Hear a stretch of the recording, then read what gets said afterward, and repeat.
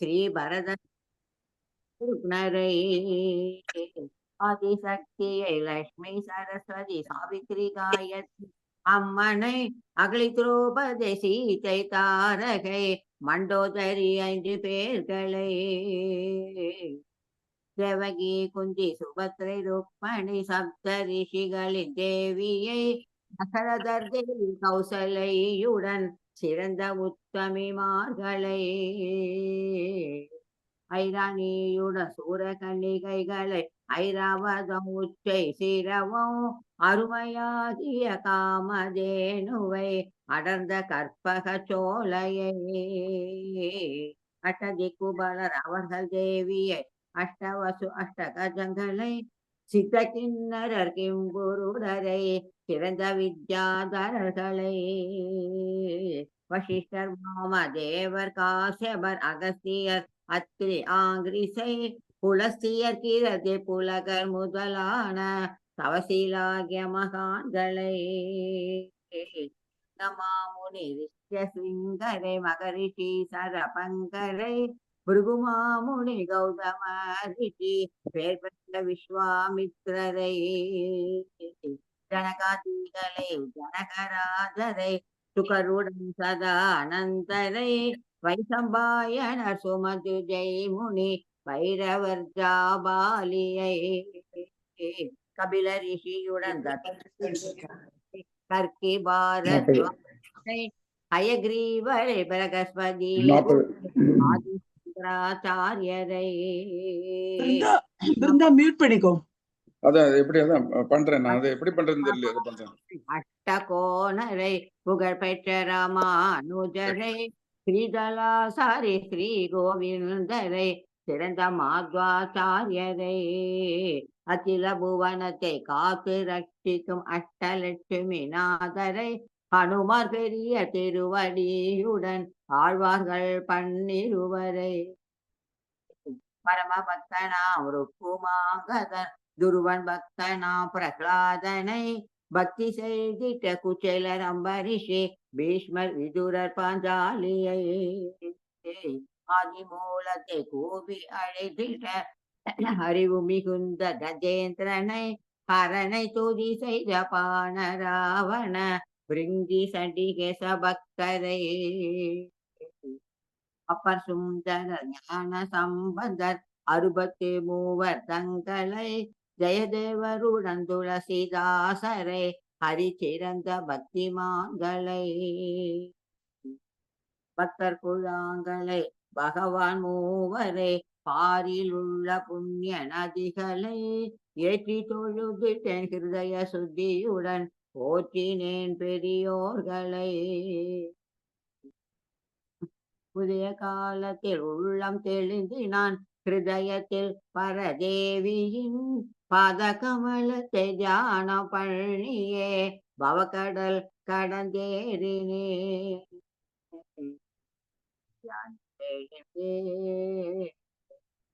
தியானித்தெழுந்தே ராம ராம ராம கல்யாண ராம கதம்பவன ராம காகுஸ்த ராம கருணாநிதியே ராம ஸ்ரீராம ஜெய ராம ஸ்ரீங்கா ராஜா ராம கனகரத சக்கரம் பாசுரம்ய சக்கரம் கிரிவர குரு சக்கரம் கேசவ சுவாமி சக்கரம் அசுர நிதன சக்கரம் காலதண்டாக்னி சக்கரம் பவத்து பவத்து சக்கரம் பாந்தவோ விஷ்ணு சக்கரம் ஜெய கோபிகா ஜீவன ஸ்மரணம் கோவிந்தா கோவிந்தா. அவ்வளவுதான். நமஸ்காரம் அண்ணா. இதுக்கப்புறம் என்ன திருப்பாவை இருக்கல? திருப்பாவை சொன்னார்ல அண்ணா. கதை மட்டும் தான் போட்டிருந்தாங்க. ஆமா, திருப்பாவை முடிச்சிட்டு கதை. திருப்பாவை சொல்லியிருந்தா. ஆனா திருப்பாவைக்கு அப்புறம் கதை சொல்லுங்க. நான் நேத்தியோட இதுல இல்ல அண்ணா நீங்க சொல்ற மாதிரி. ஆனா நம்ம திருப்பாவை எடுத்துடலாம். அதுக்கப்புறமா ஒரே ஒரு பஜனை அவர் பிருந்தாவோட ஹஸ்பண்ட் பாடுறாரு, அவர் கோபால் சொன்னார், சொல்லியிருக்காரு. ஒரு Okay. பஜனை பாடிட்டு அதுக்கப்புறம் நான் கதை ஆரம்பிக்கிறேன். அண்ணா ஓகேவா? ஓகே, திருப்பாவை ஆரம்பிச்சிடலாம். திருப்புகழ் கிடையாது. திருப்பாவை அக்கா நீங்க சொல்லுங்க. விஜயலட்சுமி இருக்கிறதா தெரியலையே. நான் சொல்றேன். இது இது கிடையாது. திருப்புகழ் எப்போதும் உண்டு. உண்டு, இன்னைக்கு கதை உண்டு எல்லாரும் சொல்லணுங்கிறதுனால அண்ணா அப்படி சொல்லியிருக்காரு. சரி. திருப்பாவை கிடையாது. திருப்பாவை உண்டு அக்கா, நீங்க சொல்லுங்க. இது திருப்பாவை இல்ல, இது திருப்புகழ். திருப்புகழ் நம்ம கதைக்கு அப்புறம் டைம் இருந்தா சொல்லலாம், தெரியல எனக்கு. ஓகே. இன்னைக்கு 27 இல்ல? 27 இன்னைக்கு. ஆமா.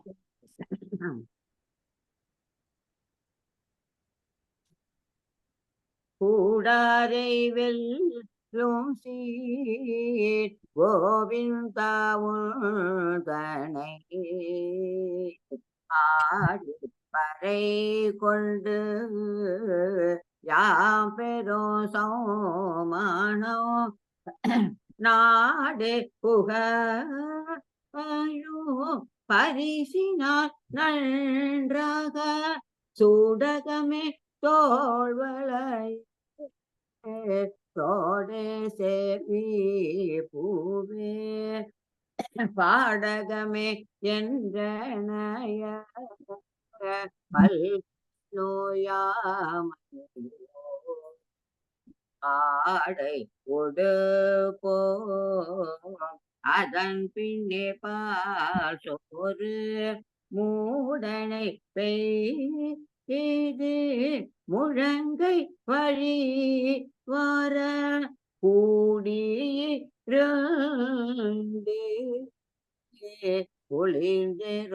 குளிர்ந்தெழோரம் மூடனை பெய்து முழங்கை வழி வர கூடியிருந்து குளிர்ந்தெழோரம்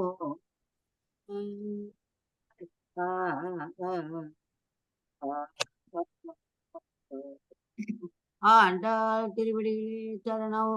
கோவிந்த நாம சங்கீர்த்தனம் கோவிந்த. ஜெய் ஸ்ரீ கிருஷ்ணா. திருப்பாவை விளக்கம்.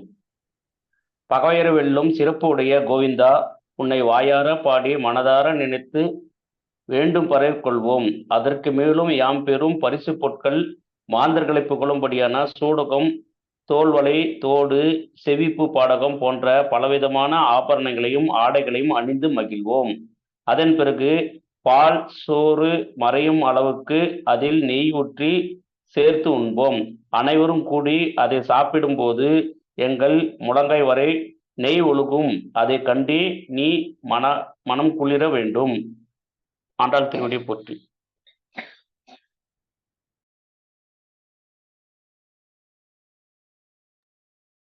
இப்ப நீங்க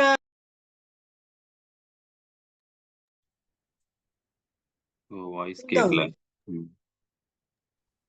நீங்க மியூட்ல இருக்கீல. பாடலாமா? பஜனை பாடலாமா? பாடுங்க.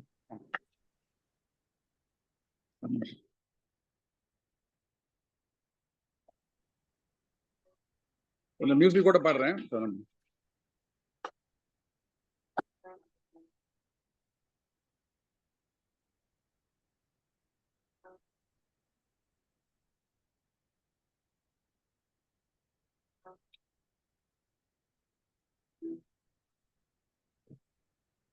மியூசிக் கேட்கலையே.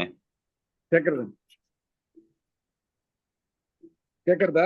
இல்லையே, மியூசிக் கேட்கலையே. நீங்க உங்களோட கேக்குறது மியூசிக் கேக்குறதா? குரல் பாடுறேன். जय राधा माधव जय कुंज बिहारी, जय राधा माधव जय कुंज बिहारी, जय राधा माधव जय कुंज बिहारी, जय राधा माधव जय कुंज बिहारी, जय राधा माधव जय कुंज बिहारी, जय राधा माधव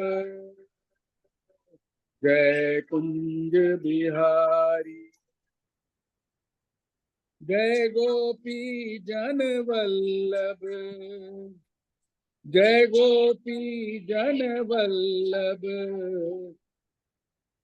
जय गोपी जन वल्लभ, जय गोपी जन वल्लभ, जय गोपी जन वल्लभ, जय गिरिधर हारी, जय राधा माधव जय कुंज बिहारी, जय राधा माधव जय कुंज बिहारी।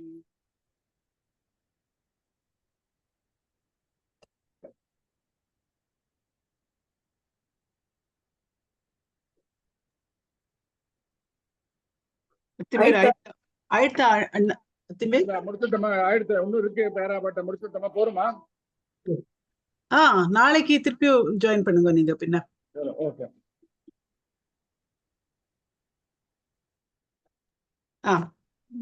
கதை கதை கூட நான் சொல்றேன். நச்சிகேதா கதை சொல்லணும்னு நினைச்சிட்டு இருந்தேன். ஆமா, இன்னைக்கு எல்லாருமே கதை சொல்லணும். கதை வேணா, நச்சிகேதா எப்ப ஆரம்பிக்கிறோம் சொல்லுங்க, நான் கதை சொல்லி முடிச்சு விடுறேன். நீங்க சொல்லிடுங்க இதோட கண்டினியூஷன். அதான் அது எப்படின்னா, ஐ அம் கோயிங் டு டெல். இத தமிழ்ல சொல்லலாம் இல்லையா?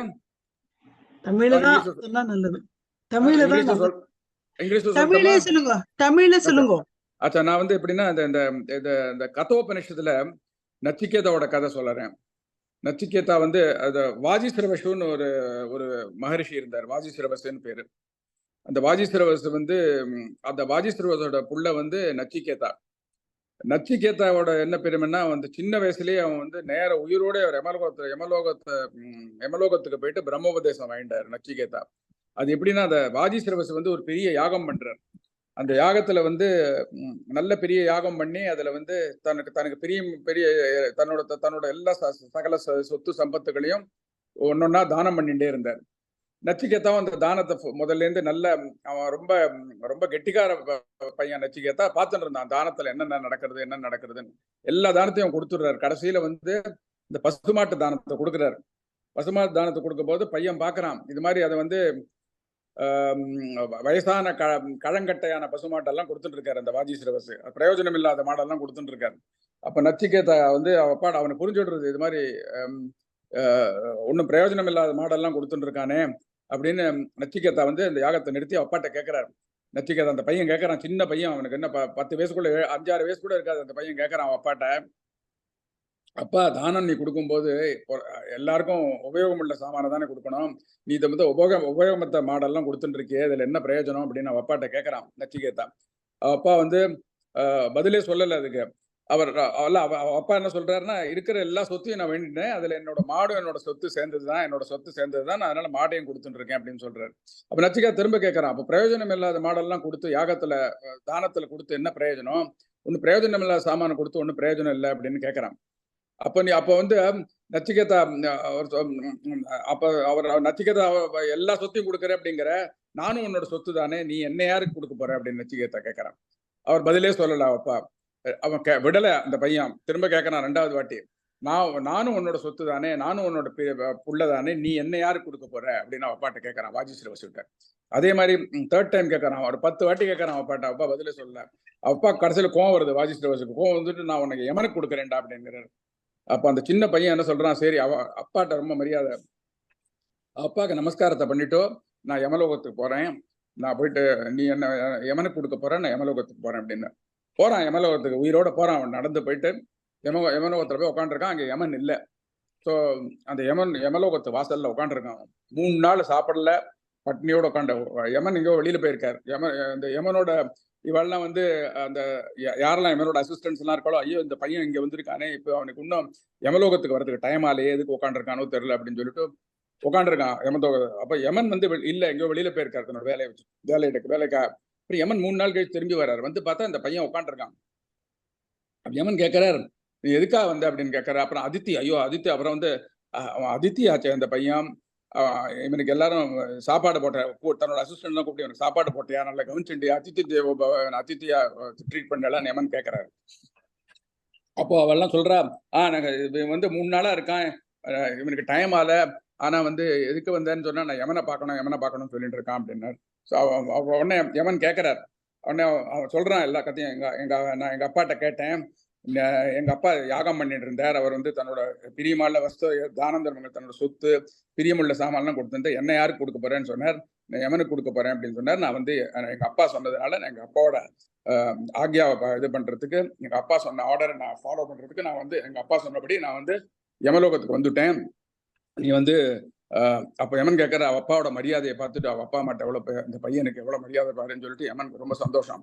சொல்றாரு, உனக்கு என்ன வேணும், நீ மூணு விஷயங்கள் என்கிட்ட நான் வந்து உனக்கு இது பண்றேன் அப்படின்னு, அதை கிராண்ட் பண்றேன். 3 பூன் கூட என்கிட்ட நான் வந்து ஐ வில் கிராண்ட் யூ அப்படின்னு சொல்றாரு அந்த யமன். அவன் சொல்றான், நான் திரும்ப வந்து பூலோகத்துக்கு போகும்போது எங்க அப்பாவோட கோவம் எல்லாம் அடங்கியிருக்கணும், என்னை ரெகக்னைஸ் பண்ணணும் அப்படின்னு சொல்றான். சரி அவர் கொடுத்துட்டாரு. யமன் சொல்ற, சரி எடுத்துக்கோ அப்படிங்கிறாரு. 2வது கேட்கறான் வந்து, உலகத்துல எல்லாரும் கஷ்டப்படுறா, இந்த பூலோகத்துல எல்லாரும் கஷ்டப்படுறா, அந்த கஷ்டத்தெல்லாம் போக்குறதுக்குள்ள எனக்கு வழி சொல்லி கொடு, எல்லாருக்கும் நான் மனுஷாலோட கஷ்டத்தெல்லாம் போக்கணும், அதுக்குள்ள வழி சொல்லி கொடுக்குறாரு. யமன் சொல்றாரு, எடுத்துக்கோ, அது ததாசு அப்படிங்கிறாரு, அதையும் கொடுக்குறாரு. 3வது கேட்கறான், மனுஷன் வந்து பிராணம் போன அப்புறம் இந்த உலகத்தை விட்டு போகும்போது எங்க போறான் மனுஷன், வந்து இந்த ஆஃப்டர் டெத் எங்க போறான் மனுஷன், அதை பிரம்மோபதேசத்தை கேட்கிறாரு யமன்ட்ட. அது வந்து யமன் வந்து, என்னடா அது என் வேலைக்கே எப்படி வச்சிருவான் போல் இருக்கு இந்த பையன் சொல்லிட்டு, நீ சொல்றாரு, நான் உனக்கு உலகத்துல இருக்கிற எல்லா சாமானும் கொடுக்குறேன், உனக்கு எல்லா ராஜ்யத்தை கொடுக்குறேன், ஆனா இந்த கேள்வி மாத்திரம் என்கிட்ட கேட்காத அப்படின்னு சொல்றாரு. அவன் சொல்றான், இல்ல விட மாட்டேன், எனக்கு நீ சொல்லிதான் ஆகணும் அப்படின்னு சொல்லிட்டு அவ்வளவு டிட்டர்மினேஷனோட சொன்ன உடனே அவனுக்கு பிரம்மோபதேசம் கொடுக்குறாரு யமன். செத்து போனதுக்கு அப்புறம் மனுஷன் எங்க போறா, அப்புறம் வந்து what happens to life after டெத்ங்கிறது வந்து நச்சிகேதாக்கு சொல்லிக் கொடுக்குறாரு யமன். ஸோ இந்த ஸ்டோரியோட என்ன மாரல்னாக்க, அந்த பையனோட டிட்டர்மினேஷன், இந்த சின்ன வயசுல அப்பா அம்மாவுக்கு மரியாதை, அப்புறம் அந்த சின்ன வயசுல அவனோட டிட்டர்மினேஷன், எனக்கு ஆன்சர் கிடைச்சாதான் நான் போவேன் அப்படின்னு சொல்லிட்டு யமன்ட்டே அவன் ஆர்கியூ பண்ற அப்பேற்பட்ட நச்சிகேதா. அந்த டிட்டர்மினேஷன் தான் அந்த மாரல் ஆஃப் த லெசன். இந்த பாய்க்கு எவ்வளவு டிட்டர்மினேஷன் பாருங்க அப்படின்னு சொல்லிட்டு அதான். ஸோ இதை முடிச்சுக்கிறேன், சின்ன கதை தான். யமன் என்ன உபதேசம் பண்ணாங்கிறது அது பெரிய சப்ஜெக்ட், அது பிரம்மோபதேசம், அது வந்து பெரிய சப்ஜெக்ட். அது இங்க சொல்ல முடியாது. நான் just I am just concluding with this to tell you the determination of that boy. Santhosh Athimer, very good. Thank you. Venkata சொல்லுங்க. அடுத்து உமா நீங்க சொல்லிடுறீங்களா, கதை ஸ்டார்ட் பண்ணிடுறீங்க? சொல்லட்டுமா? என்ன அப்புறம் என்ன? ஓகே.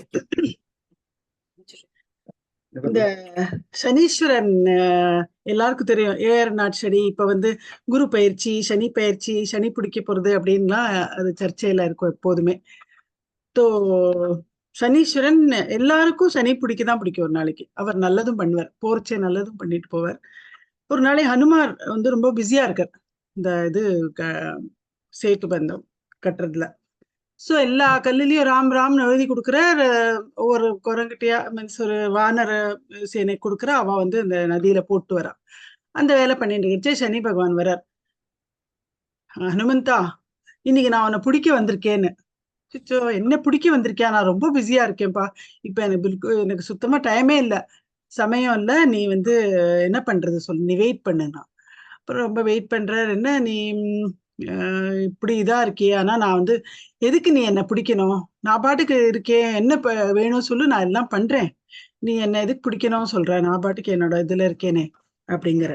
இல்ல என்னோட டியூட்டியில நீ இது பண்ணாத, நான் எனக்கு என்ன அலாட் பண்ணியிருக்காளோ அது நான் பண்ணிதான் ஆகணும், நீ வந்து எல்லாருக்கும் நான் பண்றது இது ஒன்னையும் நான் பிடிச்சுதான் ஆகணும் அப்படின்னு உட்கார்ற. சரி கொஞ்ச நேரம் வெயிட் பண்ணு அப்படிங்கிற. ரொம்ப நாள் வெயிட் பண்ற, அவள் பிஸியா இருக்கிறதுனால அவர் சொல்ற, சனி பகவான் நீ சொல்லு, சரி உனக்கு ஒரு ஆப்ஷன் கொடுக்குறேன், எங்க பிடிக்கணுமோ நீ உன்னோட இஷ்டத்துக்கு சொல்லு, எங்க பிடிக்கணுமோ நான் ரெடி அப்படிங்கிறார்.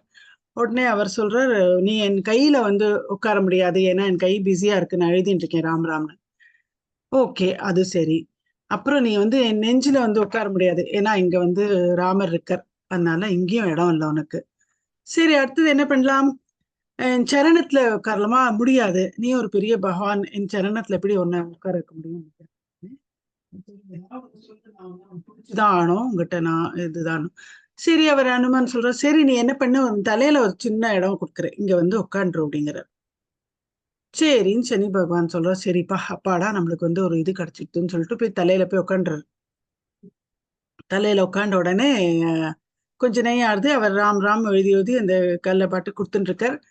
அப்புறம் என்ன பண்றாரு, பெரிய பெரிய கல்லா இருக்குன்னு சொல்லிட்டு, அவர் தான் ரொம்ப வீர சூர நல்ல பல்வான் ஆச்சு, அதனால அவர் பெரிய பெரிய கல்லெல்லாம் தன் தலையில வச்சுட்டு ராம் ராம் எழுதிட்டு தன் தலையில வச்சுக்கிறார். ஒண்ணுக்கு மேல ஒண்ணுக்கு மேல ஒண்ணுக்கு மேல வச்சுட்ட உடனே அவருக்கு சனி பகவானுக்கு அழுத்தம் தாங்கல. சுச்சோ இவ்வளோ வெயிட்டா இருக்கே, ஐயோ இங்க எங்க மாட்டின்ட்டோம் இவர்கிட்ட போய் வந்துன்னு சொல்லிட்டு ரொம்ப கஷ்டப்பட்டு அப்படியே இது பண்ணி, ஹனுமந்தா என்ன நீ காப்பாத்து, இந்த கல்லெல்லாம் எடு, எனக்கு தாங்கவே இல்லை இந்த வெயிட்டு, எனக்கு கொஞ்சம் எடுத்துட்டு நான் கீழே இறங்கிடுறேன் அப்படிங்கிறான்.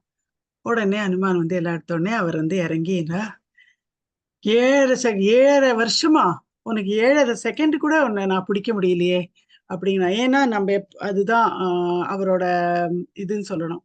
ஏன்னா இந்த ஏர் நாட்டு சனியோ எந்த சனியும் இருந்தாலும் நம்ம ஹனுமானும் பிள்ளையாரையும் வேண்டிக்கணும் சொல்லுவா. அப்புறம் வந்து அவர் வந்து ரிக்வெஸ்ட் பண்றாரு, ஹனுமான் நீ எதுவா இருந்தாலும் சரி, ராம் ராம் ராம் ராம்னு யாரு ராமர் பேரு சொல்றாரோ எழுதுறாளோ அவளுக்கு நீ ரொம்ப கஷ்டம் கொடுக்க கூடாது. சரின்னு சொல்லிட்டு சனீஸ்வர் போயிடுறாரு அங்கேருந்து. ஜெய் ஸ்ரீ கிருஷ்ணா. நெக்ஸ்ட் யாரு? நான் மியூட்ல இருப்பேன் அண்ணா. சரி, ஓகே. அடுத்தது யாரு அது கதை? யாரோ எழுதிருந்தா, வித்யாவா? வித்யாவை சொல்றாங்க. வணக்கம் எல்லாருக்கும். கேட்கல. வணக்கம் எல்லாருக்கும். கேக்குதா?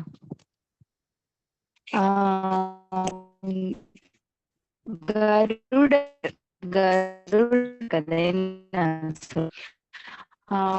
வந்து பயங்கர பசி, அவருக்கு வந்து கண்ணுல தென்படுது, நினைக்கிறாரு இந்த பாம்பை சாப்பிட்டு நம்மளோட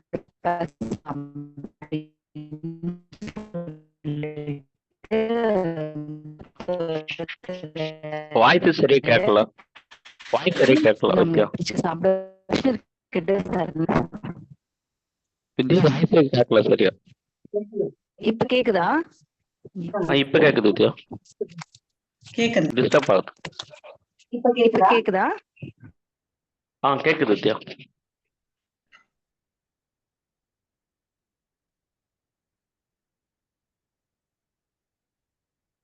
சொல்லுங்கம்மா, ஆரம்பிங்க. சாப்பிடக்கூடாது, என்கிட்ட வந்து சரணடைந்துருச்சு. அது எந்த சரணடைஞ்சவங்கள நான் சாப்பிட விட மாட்டேன், அவங்களுக்கு எந்த துன்பமும் நேர நான் விட மாட்டேன், அதனால நீ வேற ஏதாவது உணவை தேடி சாப்பிட்டுக்கோ அப்படின்னு கருடர் கிட்ட சொல்றாரு. கருடருக்கு ரொம்ப பசி, அதனால அவர் என்ன பண்றாரு, கிருஷ்ணர்கிட்டே எதிர்த்து வாதாடுறாரு. அதெல்லாம் இல்ல, எனக்கு ரொம்ப பசிக்குது, எனக்கு இப்ப உடனே சாப்பாடு வேணும், இல்லைன்னா நான் என்னால உயிர் வாழவே முடியாது, எனக்கு ரொம்ப கஷ்டமா இருக்கு, அந்த பாம்பை நீ என்கிட்ட கொடு, நான் அந்த பாம்பை வந்து கண்டிப்பா சாப்பிடணும் அப்படின்னு சொல்லுது.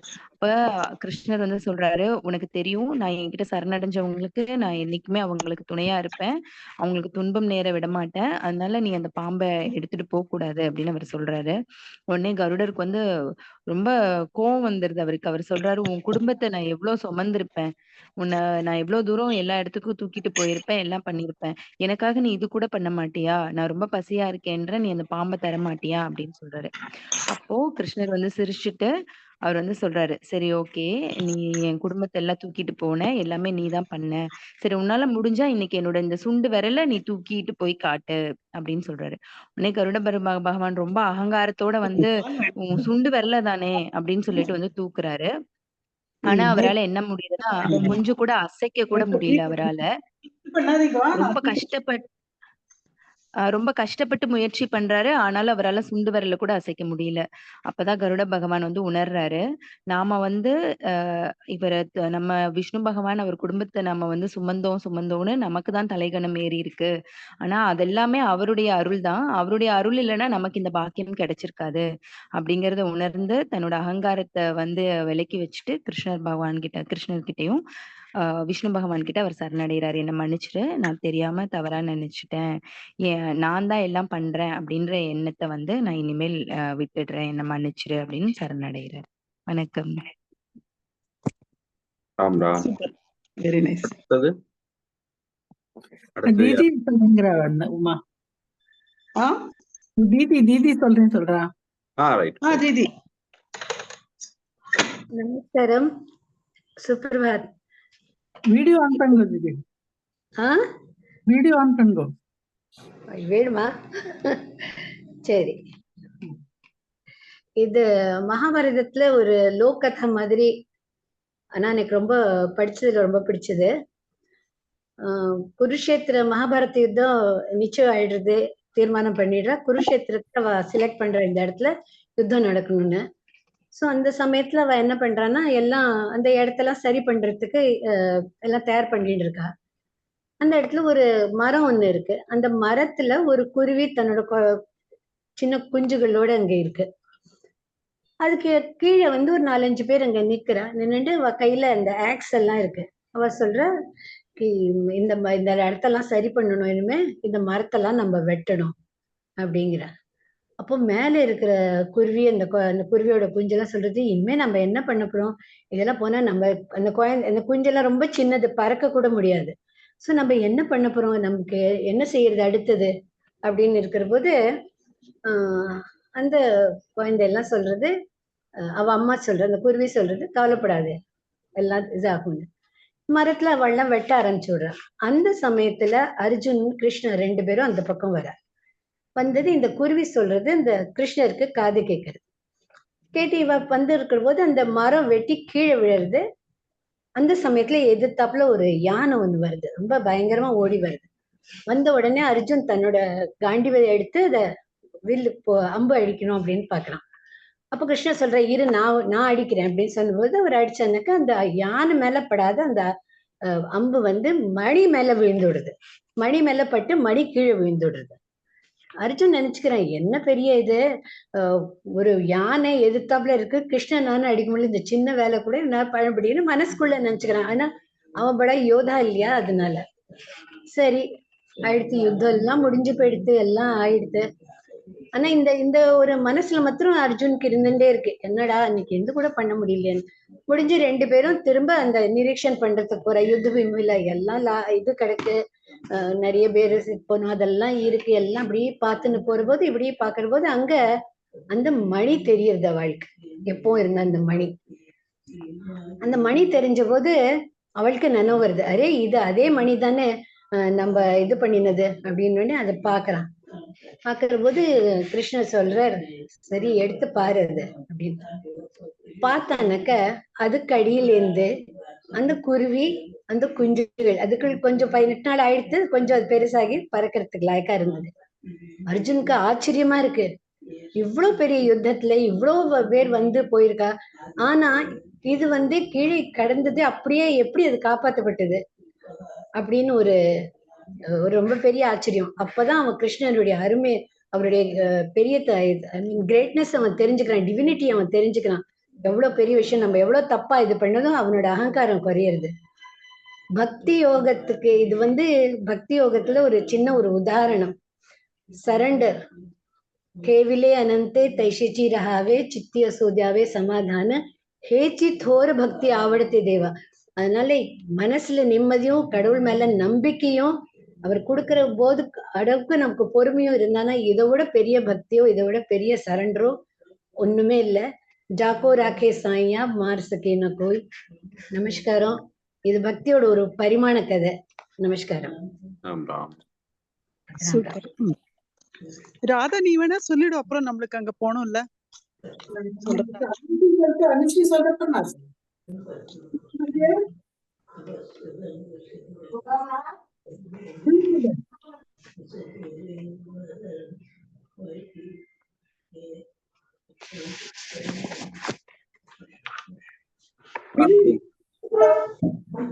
தெரியும். உங்க வாய்ஸ் கிளியரா இல்ல, சொல்றீங்களா? அனுஸ்ரீ சொல்லுமா. நீங்க கதை இப்ப சொல்றீங்களா ராதம்மா? சொல்லுங்க. ஒரு நாள் கிருஷ்ணர் and பலராமன் பிருந்தாவனத்தில் விளையாடிந்தா என்னோட நண்பர்களோட. அப்போ என்ன ஆச்சுன்னா ஒரு பழக்காரி வந்தார். அந்த பழக்காரி கிட்ட போயிட்டு அந்த பழக்காரி கிட்ட கொஞ்சம் பழம்லாம் கேட்டார். அந்த பழக்காரி கேட்டா, நான் உனக்கு பழம் தருவேனா, நீ எனக்கு பதில்ல என்ன தருவ? அப்போ கிருஷ்ணர் வீட்டுக்கு போயிட்டு நெல்மணிய ஒரு பொடி நெல்மணிய பூக்காரி கிட்ட எடுத்துன்னு வந்தார். ஆனா அந்த நெல்மணிலாம் கீழே வீழ்ந்துடுத்து. அதுக்கப்புறம் எப்போ கிருஷ்ணர் பூக்காரி கிட்ட போயிட்டார், அப்போ அவர் தன்னோட கையில பார்த்தார்னா ஒண்ணுமே இல்லை. அதுக்கப்புறம் என்ன ஆச்சுன்னா பழக்காரி சொன்னா, நீ என்னோட மடியில உட்காந்து என்னை அம்மான்னு கூப்பிடு, நான் உனக்கு எல்லா பழம் தந்துடுவேன். அதுக்கப்புறம் கிருஷ்ணர் அங்கே பார்த்தார், யாருமே இல்லை. அதுக்கப்புறம் கிருஷ்ணர் பழக்காரியோட மடியில உட்காந்து பழக்காரிய அம்மான்னு கூப்பிட்டார். அதுக்கப்புறம் பழக்காரி கிருஷ்ணருக்கு தன்னோட எல்லா பழம் கொடுத்துட்டான். அதுக்கப்புறம் என்ன ஆச்சுன்னா, அப்போ அந்த பழக்காரி வீட்டுக்கு போனா, அப்போ பழக்காரி தன்னோட ஃப்ரூட் பாஸ்கெட்ல பார்த்தா. அப்போ அதுல தங்க நகைகள்லாம் இருந்தது. ஸோ இதுல இருந்து நம்மளுக்கு தெரியறது, நம்மளுக்கு லவ்வோட பேசணும், அன்போட பேசணும். அப்போ கிருஷ்ணர் நம்மளுக்கு எது வேணாலும் தருவார். ஜெய் ஸ்ரீ கிருஷ்ணா. ஜெய் ஸ்ரீ கிருஷ்ணா. நான் சொல்லட்டுமா? சொல்லுங்க. இது ஒரு கிருஷ்ணர் தன் பக்தர்கள் வேண்டி ஒரு மனசார யார் வேண்டிக்கிறாளோ அவ எப்படி உதவி பண்றா அப்படிங்கிற ஒரு சின்ன கதை. இது நம்ம குருக்ஷேத்திர யுத்தத்துல 9வது நாள் ராத்திரி அன்னைக்கு துரியோதனன் ரொம்ப அப்செட் ஆகி கோவமா அங்க இவர் பீஷ்ம பிதாமாவை பார்க்க போறார். போனா சொல்ற, நீங்க பிளேம் பண்றா அவளை, நீங்க மனசால பூரா மனசோட நீங்க யுத்தம் இது பண்ணல, ஏன்னா இத்தனை நாள் ஆயிடுத்து நீங்க பாண்டவால ஒண்ணுமே வாழை தோக்கடிக்கல அப்படின்னு சொல்றாங்க. சோ பீஷ்மர் சொல்றாரு, கவலைப்படாத, நான் பாண்டவால தோக்கடிச்சிருவேன் அப்படின்னு.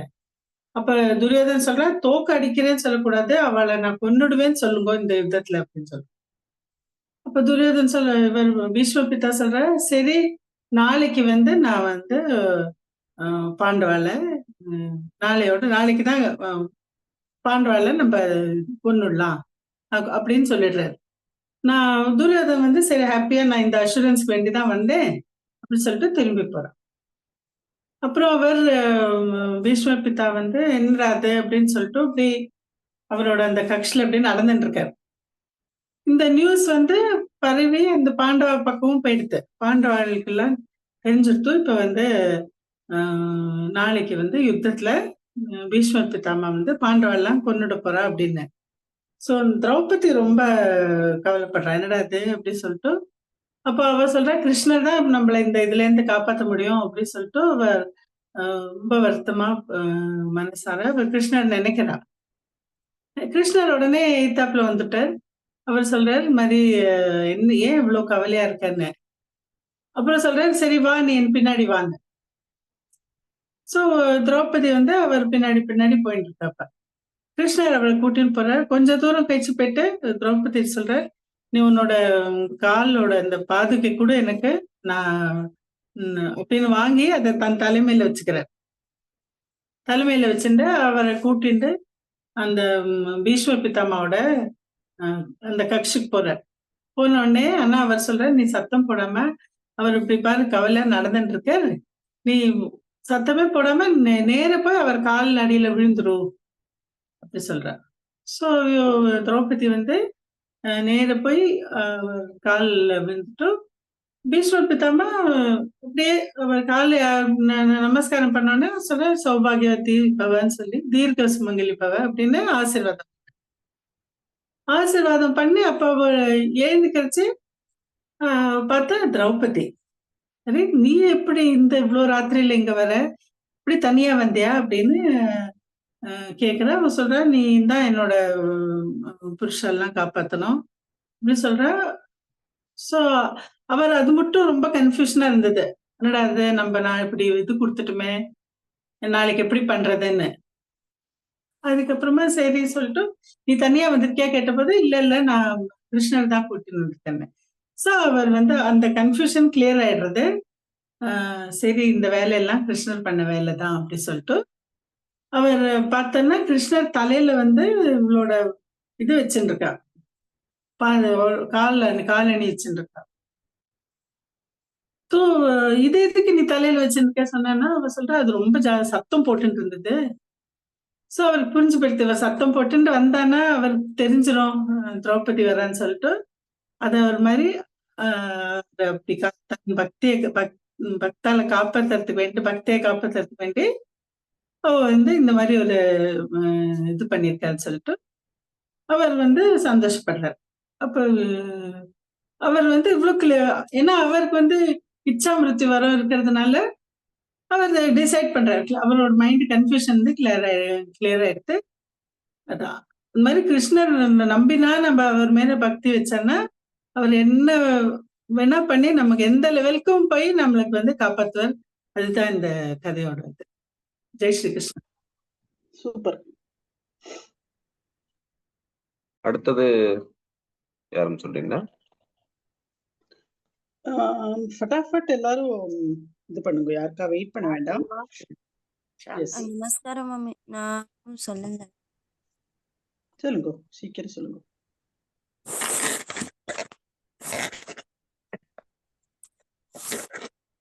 ஜெய் ஸ்ரீ கிருஷ்ணா. ஒரு கதை ராதா நான் சொல். ஓ சரி நீ சொல்லு. ஸ்ரீராமாய ரமபத்ராய ராமச்சந்திராய வேதசே ரகுநாதாய நாதாய சீதாய பதியே நமஹ. அது ராவண யுத்தம் முடிஞ்சு அதன் பிறகு விபீஷணர் வந்து இலங்கைய ஆண்டுட்டு இருந்த அந்த சமயம். அப்போ நம்ம எல்லாருக்குமே தெரியும் ராமராவண யுத்தம் முடிஞ்சதுக்கு அப்புறம் சீதாராமர் வந்து எல்லாருக்குமே பரிசு கொடுத்தாங்க அப்படின்னு சொல்லிட்டு. அப்போ ஸ்ரீராமர் வந்து ரங்கநாதருடைய அந்த விக்கிரகத்தை விபீஷணர் கிட்ட கொடுத்தார். அவர் இலங்கை நோக்கி எடுத்துன்னு போகும்போது ஸ்ரீரங்கநாதருடைய சங்கல்பத்தின்படி அதை வந்து வழியிலேயே காவிரி கரையிலே வச்சுட்டார் அப்படிங்கிறது எல்லாத்துக்குமே தெரியும். அதுல இருந்துதான் ஸ்ரீரங்கத்துல ஸ்ரீரங்கநாதர் வந்து அனுகிரகம் பண்ணிட்டு இருக்கார். அப்போ என்ன பண்ணுவார், அதுக்கப்புறம் வந்து விபீஷணர் இலங்கையை ஆண்டுட்டு இருந்த போது அவர் தினைக்கும் வந்து ஒரு பூக்குடலை எடுத்துன்னு வந்து ரங்கநாதரை தரிசனம் பண்ணிட்டு அவருக்கு பூஜைகள் எல்லாம் செஞ்சுட்டு அவர் வணங்கிட்டு போவார். தினைக்கும் இதை மாதிரி விபீஷணர் பண்ணிட்டு இருந்தார். இத அந்த ரங்கநாதர் கோவில்ல இருந்த அர்ச்சகர் வந்து மறைஞ்சிருந்து பார்த்துன்னு இருந்திருக்கார். அவர் மறைஞ்சிருந்து பார்த்துன்னு இருந்தவொடனே ஒரு சமயம் என்ன பண்ணிட்டார், அவர் வந்து அவர் எடுத்துன்னு வர அந்த பூக்கூடக்குள்ள ஏறி அந்த அர்ச்சகர் வந்து உட்கார்ந்துட்டார். அந்த விபீஷணருடைய பூக்கூடக்குள்ள ஏறி உட்கார்ந்துட்டார். ராட்சசாளுக்கெல்லாம் வந்து மனுஷா எப்படி இருப்பா அப்படின்னா எறும்பு மாதிரி ரொம்ப சின்னதா இருப்பாளாம். சோ அதனால வந்து அந்த பூக்கூடுக்குள்ள உட்கார்ந்துட்டு விபீஷணர் கூடவே அவரும் இலங்கைக்கு போயிட்டார். இலங்கைக்கு அது வந்து விபீஷணருக்கு தெரியல, அப்படியே அவரும் எடுத்துன்னு போயிட்டார். போனதுக்கு அப்புறம் அங்க போயிட்டு அந்த பூக்குடைய திருப்பியும் கீழே கொட்டும்போது என்ன ஆகுறாரு, அந்த அர்ச்சகர் வந்து பொத்துன்னு அங்க விழுறாரு. அத பார்த்துட்டு அந்த விபீஷணர் என்ன பண்றாரு, அர்ச்சகரே உங்களுக்கு ரொம்ப தைரியம் தான், பரவால்ல. என்னோட ராட்சசான்னு தெரிஞ்சு என்னோட கூடையிலேயே ஏறி வந்துட்டீங்களே! சரி உங்களுக்கு என்ன விருப்பமோ நீங்க கேளுங்க அப்படின்னு சொல்லி, உங்களுக்கு என்ன வேணாலும் கேளுங்க நான் குடுக்குறேன் அப்படின்னு விபீஷணர் சொல்றார். அதுக்கு அந்த அர்ச்சகர் என்ன சொல்றார், இப்படி சுத்தி முத்தி பார்க்குறார். நம்ம எல்லாம் கூட இந்த சுந்தரகாண்டம்ல ராமாயணத்துல படிச்சிருக்கோம். இலங்கையோட வர்ணனை எப்படி இருக்கும் அப்படின்னா, அங்க வந்து சாலைகள், அங்க இருக்கிற அந்த மாட மாளிகைகள், கோபுரங்கள், கோவில்கள் எல்லாமே எதுல இருக்கும் அப்படின்னா, பொன்னாலையும், ரத்தினங்கள் அந்த மாரி விலை மதிக்க முடியாத கற்கள் அந்த மாதிரி தான் எல்லாமே இருக்கும். எல்லாமே அங்க விலை குறைச்சலானதுங்கிறது எதுவுமே கிடையாது. அந்த மாதிரி எல்லாமே ஜொலிச்சுன்னு இருக்கும். அது எல்லாத்தையும் இப்படி சுத்தி பார்த்த உடனே அந்த அர்ச்சகருக்கு வந்து ரொம்ப ஆசை அதிகமாருது. அதிகமாகி, அதிகமாகி விபீஷணர் கிட்ட என்ன கேட்கிறாருன்னா, ராஜா எனக்கு வந்து இங்க விலை மதிக்கவே முடியாதது எதுவோ, அந்த மாதிரியான ஒரு வஸ்துவ எனக்கு குடுங்க அப்படின்னு சொல்லி விபீஷணர் கிட்ட கேட்கிறாரு. அதுக்கு விபீஷணர் சொல்றாரு, சரின்னு சொல்லி தன்னுடைய பணியாட்கள் கிட்ட பணிக்கிறார். இந்த மாரி ஏதோ சொல்றாரு. இந்த மாரி விலை மதிக்க முடியாத எதுவோ அது குடுங்க அப்படின்னு சொல்லிடுறாரு. உடனே அங்க இருக்கிறவர் போய் என்ன பண்றாரு அப்படின்னா, ஒரு பெட்டிக்குள்ள இருந்து ஒரு ஊசிய எடுத்துன்னு வந்து குடுக்குறாரு இந்த அர்ச்சகர்கிட்ட. இங்க வந்து நீங்க ரொம்ப அதிர்ஷ்டசாலி அர்ச்சகரே. எங்க ராஜா வந்து ரொம்ப கஷ்டப்பட்டு போய் எங்கேருந்தோ இந்த ஊசிய வந்து சம்பாதிச்சுன்னு வந்து வச்சாரு. இங்க வந்து நாங்க இரும்பு சாமான பார்க்கறதே ரொம்ப கஷ்டம். எதுவுமே இருக்காது. இனிமே நாங்க எப்பதான் இரும்பு சாமான பார்க்க போறோமோ தெரியல அப்படின்னு அந்த ஊசிய அவர் கையில குடுத்தோனே, அந்த அர்ச்சகருக்கு ரொம்ப பெரிய ஏமாற்றமா போயிடும். ரொம்ப ஏமாற்றத்தோட இருப்பார். சரி அவர் எதிர்பார்த்தது பொன்னும், பொருளும் அந்த மாரி தருவா அப்படின்னு சொல்லி ரொம்ப ஆசைப்பட்டுண்டு எதிர்பார்த்தார். அப்புறம் அந்த விபீஷணர் என்ன சொன்னாரு, திருப்பியும் இவர கொண்டு போய் அங்கேயே விட்டுடுங்க அப்படின்னு சொன்ன உடனே, அதே மாரி அந்த ராட்சசாலாம் கூட்டின்னு வந்து இங்க ஸ்ரீரங்கத்திலேயே விட்டுடுவா. அங்க வந்து ஒரு வைஷ்ணவர் குளிச்சுட்டு அப்பதான் வருவார். அவரு பொத்துன்னு விழுந்தோனே இந்த கதையெல்லாம் சொல்லுவார். அதுக்கு என்னன்னா, நம்ம ஒண்ணு நினைக்க, தெய்வம் ஒண்ணு நினைக்கும் அப்படின்னு சொல்லுவாங்க. விபீஷணருக்கு வந்து அங்க பொண்ணு, பொருளு நெறைய இருந்தது. ஆனா அத விட்டுட்டு ரங்கநாதர் தரிசனம் தான் வேணும்னு அவர் தேடிண்டு இங்க வந்தார். இங்க இருந்த அந்த அர்ச்சகர் வந்து ரங்கநாதருடைய கைங்கரிய பாக்கியம் இருந்தது. ஆனா அவரு அங்க போய் தன்னுடைய மனசு மாறி அந்த பொண்ணு, பொருள் மேல ஆசைப்பட்டு கேட்டார். ஸோ அதனால பகவான் என்ன நமக்கு குடுக்குறாரோ, அத வச்சுன்னு நம்ம திருப்தியா இருக்கணும். ஜெய் ஸ்ரீ கிருஷ்ணா. ரொம்ப நல்லா. அடுத்தவங்க ஆரம்பிங்க அப்படியே. நான் சொல்லிட்டா? சொல்லுங்க. இல்ல இப்ப நடுவுல யாரோ சொன்னாலே அண்ணா. யாரு? சொல்லுங்க அக்கா, நீங்க சொல்லுங்க ராதா அக்கா. சரி சரி. அதுக்கப்புறம் தஸ்மினி. உடனே அதான் அது வந்து திருப்புகழ் வந்து எல்லாருக்குமே தெரியும். திருப்புகழ்ங்கிறாரு அதை இயற்றினவர் வந்து அருணகிரிநாதர். அவர் என்ன பண்றார், அவரும் நிறைய ஒரு இதுக்கு மேல எக்கச்சக்கமா திருக்குறள் எழுதிட்டு போயிட்டார். ஒரு எழுதி வச்சுட்டு போயிட்டார். ஆனாக்கா அதை வந்து பரப்பல. அதுக்கு ராகம் தாளம் எதுவுமே போடல. அப்புறம் பார்த்தாக்கா அதுக்கு வெள்ளிமலை சுவாமிகளுங்கிற ஒரு நியமித்து அவர் தான் அந்த திருப்புகழுக்கு ராகம் தாளம் மாத்திரம் போட்டு போயிட்டார். அந்த அது அர்த்தத்துக்கு தகுந்தபடி ராகம் தாளம் மாத்திரம் போட்டு என்ன பிரயோஜனம்? அதை வந்து எல்லாருக்கும் அதை கற்றுத்தரணும் இல்லையா? அது எல்லாருக்கும் சொல்லணும். அது ஆனா அந்த வள்ளிமலை சுவாமிகள்ங்கிறவர் யாருன்னாக்கா அவருக்கு ஆனாவனம் ஒண்ணுமே தெரியாது. அவர் ஒரு நாளைக்கு திருச்செந்தூர் பழனி கோவிலுக்கு போயிட்டு அங்க சாமி தரிசனம் பண்ணிட்டு இருக்கும்போது அந்த கோவில்ல வந்து ஒரு தாசியை வந்து திருப்புகழ் பாடி நாட்டியம் ஆடுவா. அவ வந்து ஒரு வினகர நோக்கின்னு ஒரு திருப்புகழை பாடுறான். பாடிட்டு டான்ஸ் ஆடுறான். அது வந்து இவருக்கு மனசுல அப்படியே ரொம்ப நல்லா இருக்கு. இது என்ன ஏதுன்னு எல்லாம் விசாரிக்கும் போது இது ஒரு திருப்புகழ்னு ஒரு பேர், இது முருகன் பேர்ல அப்படின்னு சொல்லிட்டு அவர் சொல்றாரு. ஓ அப்படின்னா திருப்புகழ் ஒண்ணு இருக்கு. இப்ப நமக்கு ஆனாவனா கூட தெரியாது, எப்படி நம்ம கத்துக்கிறதுன்னு. அவருக்கு அப்ப 40 வயசு. அதுக்கப்புறம் அவர் ஆனாவனா கத்துண்டு அந்த திருப்புகழை எல்லாத்தையும் எடுத்து அதுக்கு ராகம் தாளம் போட்டுட்டு அவர் வந்து அவர் ஒரு ஆங்கில வண்டியன்ட்டக்க அவர் வந்து சமையல்காரரா இருக்கும்போது ஆங்கில வண்டியன் வந்து ஒரு நாளைக்கு எனக்கு முட்டை பண்ணி தரணும் அப்படின்னு. இவர் வந்து பிராமணர். அவர் என்ன பண்றாரு, கத்தாழை எடுத்து உரிச்சு அதை வந்து ஏட்டுல வச்சு இட்லி மாதிரி ஏட்டுல வச்சு எடுத்து உருண்டையா பண்ணி அதுக்கு ஏதோ எல்லாம் அதுக்கு வேண்டிய இந்த மிளகு இதெல்லாம் போட்டு கொண்டு போய் அவர்கிட்ட கொடுக்குறாரு. அவர் சாப்பிட்டுட்டு இந்த முட்டை இவ்வளோ டேஸ்டா இருக்கு, இது வரைக்கும் நான் இவ்வளோ டேஸ்ட் பார்த்ததே இல்லையே அப்படிங்கிற. அதாவது அவருக்கு ஆனாவனா படிப்பு இல்லாட்டா கூட கொஞ்சம் மூளை ஜாஸ்தி. யாருக்கு? வள்ளிமலை சுவாமி இருந்தாரு. அவர் ராகந்தானம் போட்டு அவர் வந்து சித்தி அடைஞ்சுடுறார். அதுக்கு அப்புறமா இந்த ஒரு சாதுராம சுவாமிகள்ங்கிறது உங்களுக்கு தெரியும், நகர்வலூர்ல அவருடைய அதிஷ்டானம் இருக்கு. அவர் முருகர். அவர் வந்து எல்ஐசியில வேலையா இருந்தார். அப்ப முருகன் வேலைய அந்த பண்ணுங்க நீ வந்து வேலை பார்க்காத. வேல் வேல் வந்து வந்து வந்து நீ வந்து திருப்புகழ பரப்பணும். திருப்புகழ எல்லாருக்கும் சொல்லிக் குடு. அதுக்கு தான் நீ பொறந்திருக்க. நீ சன்னியாசம் வாங்கிக்கோன்னு அவர் வேலையே பார்க்க விடாதாம் ஆபீஸ்ல. உடனே அவர் என்ன பண்ணிட்டார், அவ அம்மா, அவ பெரியம்மா 2 பேருமே சன்னியாசியா வாங்கிட்டு, இவருக்கு தன்னுடைய பிள்ளைக்கு சன்னியாசம் குடுத்துடுறார். குடுத்துட்டு தான் இந்த திருப்புகழ இப்ப இன்னைக்கு எல்லாரும் பாடுற அதாவது அந்த சுவாமிகள் வள்ளிமலை சுவாமிகள் வந்து அர்த்தத்துக்கு தகுந்தபடி ராகம் தாளம் போட்டுறாரு இல்லையா?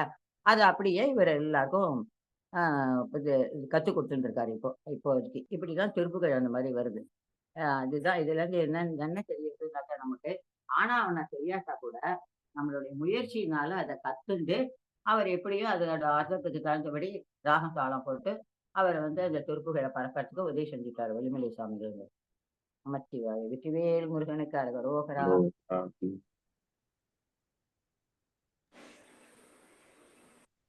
தஸ்மை சொல்லு. ஜெய் ஸ்ரீ கிருஷ்ணா எல்லாருக்கும்.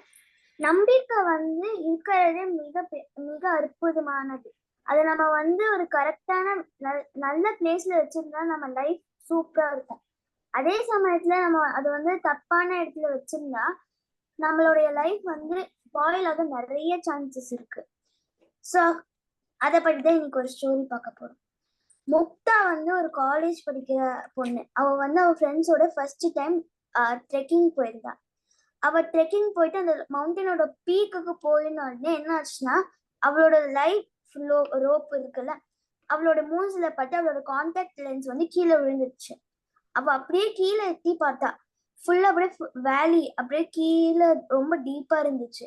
அவ வந்து உடனே மனசுல சொன்னா, ஹே பகவானே, நீ நினைச்சனா எனக்கு திருப்பியும் வந்து அந்த லென்ஸ் கொடுக்க, நீ எல்லா இடத்துலயும் இருக்க, எனக்கு அது நம்பிக்கை இருக்கு, ப்ளீஸ் என்னோட லென்ஸ் திருப்பி கொடுண்டு அப்படியே மனசுல நினைச்சு அவ திருப்பி வந்து ஸ்டார்டிங் பாயிண்ட்டுக்கு, அந்த ட்ரிப்போட ஸ்டார்டிங் பாயிண்ட்டுக்கு வந்துட்டான். வந்துட்டு அந்த ட்ரிப்போட லீடர் சொன்னாங்க, யாரதாச்சும் லென்ஸ் கீழே விழுந்துருச்சான்ட்டு. முக்தா வந்து சந்தோஷத்துல கத்திட்டே வந்து சொன்னா, அது எந்துதான்ட்டு. ஸோ வந்து அந்த டீம் லீடர் வந்து கொடுத்துட்டான். முக்தா வந்து ஒரே ஷாக். அவ வந்து கேட்டா, உங்களுக்கு எப்படி கிடைச்சதுன்ட்டு. அந்த டீம் லீடர் சொன்னாங்க, நான் வர வழியில நான் ஒரு ஆண்ட்டை பார்த்தேன். அந்த ஆண்ட் வந்து லென்ஸ் கேரி பண்ணிட்டு இருந்துச்சு, அது மேலேயே என் கண்ணு இருந்துச்சு, அதனாலதான் நான் எடுத்தேன். நான் நினைச்சேன் இது யாருதோ நம்ம கிளைம்பர்ஸ் தான் இருக்கோம், நம்ம மெம்பர்ஸ் தான் இருக்கோன்ட்டு நான் எடுத்தேன் அப்படின்னு சொன்னாங்களா. முக்தா வந்து ஒரே ஹாப்பி. இதெல்லாம் முடிச்சதுக்கு அப்புறம் அவங்க வீட்டுக்கு போயிட்டு அவங்க அப்பா கிட்ட இது சொன்னான். அவங்க அப்பா வந்து ஒரு கார்ட்டூன் படம், அதாவது ஸ்டோரி எழுதுறவர், கார்ட்டூனிஸ்டிக். அவர் வந்து என்ன பண்ணாதான் ஒரு புக் எடுத்து ஸ்கெட்ச் வரைஞ்சாரு. ஒரு ஆண்ட் வந்து ஒரு லென்ஸ், கான்டாக்ட் லென்ஸ் கேரி பண்ணிட்டு இருக்க மாதிரி. அது கீழே வந்து ஒரு கேப்ஷன் எழுதிருந்தாங்க, ஹே பகவானே, நீ எனக்கு தெரியல நான் எதுக்கு இந்த வெயிட் தூக்கிட்டு இருக்கன்ட்டு. பரவாயில்ல, நீ நினைச்சனா அது ஏதோ ஒரு காரணம் இருக்கும், நான் தூக்கிட்டு போறேன், அந்த பர்பஸ் முடிகிற வரைக்கும் நான் தூக்கிட்டு போறேன் அப்படின்னு கேப்ஷன் எழுதி இருந்துச்சு. ஸோ இதுல இருந்து புரிஞ்சது என்னன்னா, ஃபெய்த். அது அந்த பகவத்கீதை வந்து ஒரு பவர்ஃபுல்லான மெசேஜ் சொல்லுது ஃபெய்த் பத்தி.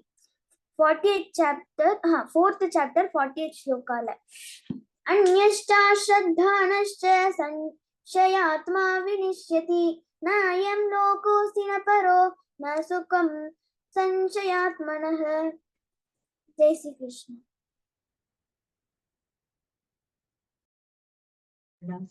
ஜெய் ஸ்ரீ கிருஷ்ணா.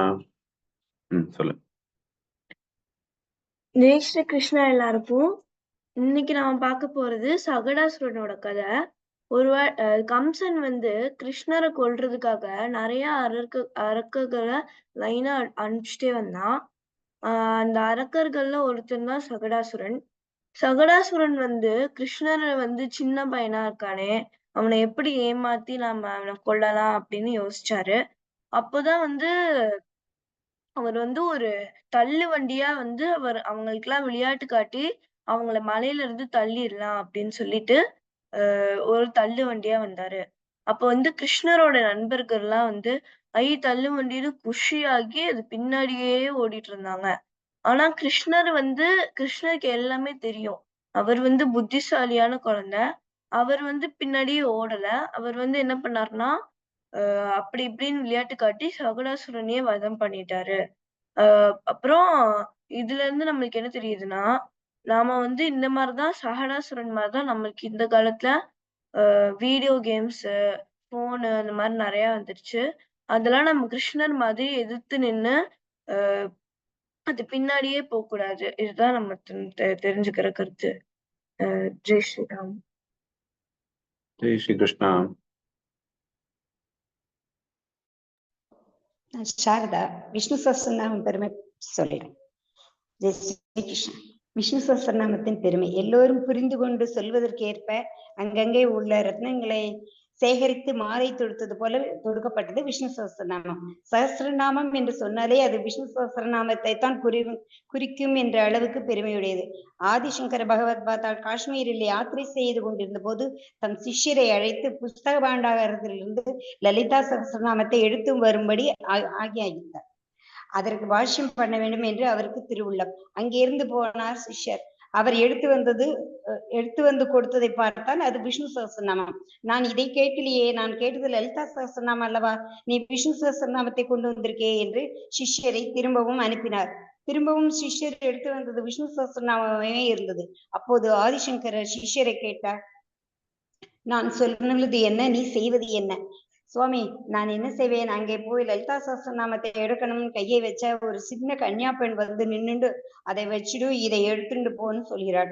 நான் என்ன செய்வேன் என்றார். அப்போது ஆதிசங்கரர் தம் திருவுள்ளத்திலே நினைத்தார், அங்கு அம்பிகையே இங்கு பாலையாய் வந்து அந்த எம்பெருமான் நாராயணனுடைய திருநாமத்திற்கு பாஷ்யம் பண்ணும்படியாக நம்மை நியமிக்கிறாள். அதன் பிறகு விஷ்ணு சஹஸ்ரநாம பாஷ்யம் பண்ணினார் பகவத் பாதா.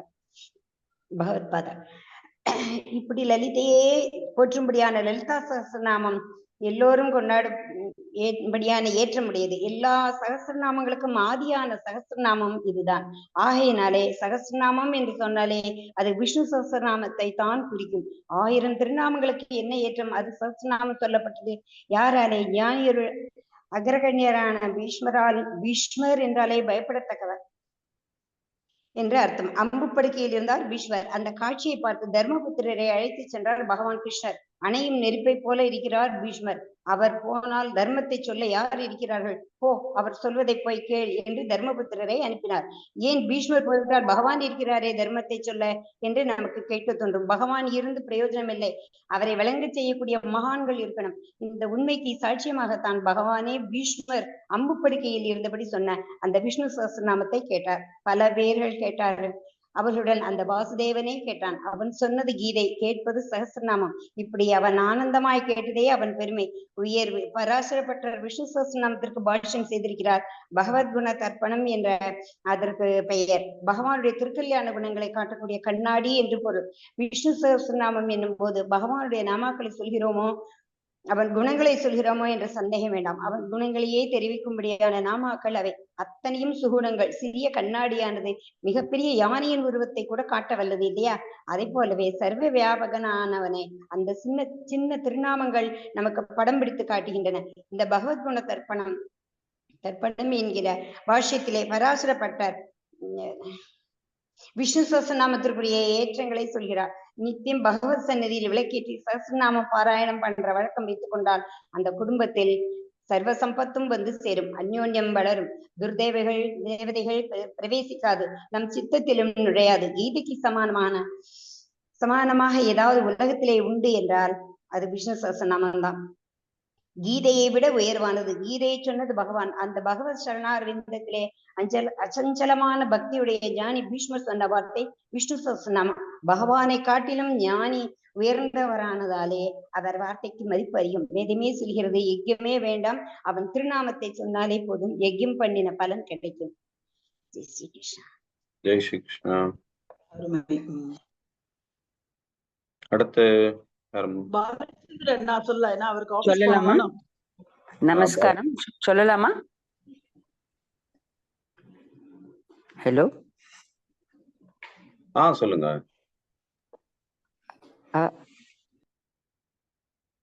அடுத்தது சொல்லலாமா? அன்னபூர்ணி சொல்லுங்க. ஒரு மாரல் ஸ்டோரி தான் இதுல. 2 பேர் இருக்கா, ஒரு முதியோர், ஒரு யங் பர்சன், ஒரு 20 வயசு பையன் வச்சுக்கோங்க. அவங்க 2 பேரும் ஒரு ரிவரை கிராஸ் பண்ணி போகணும். அதுக்கு முன்னாடி ஒரு வாகனத்துல அவ இறங்குறா.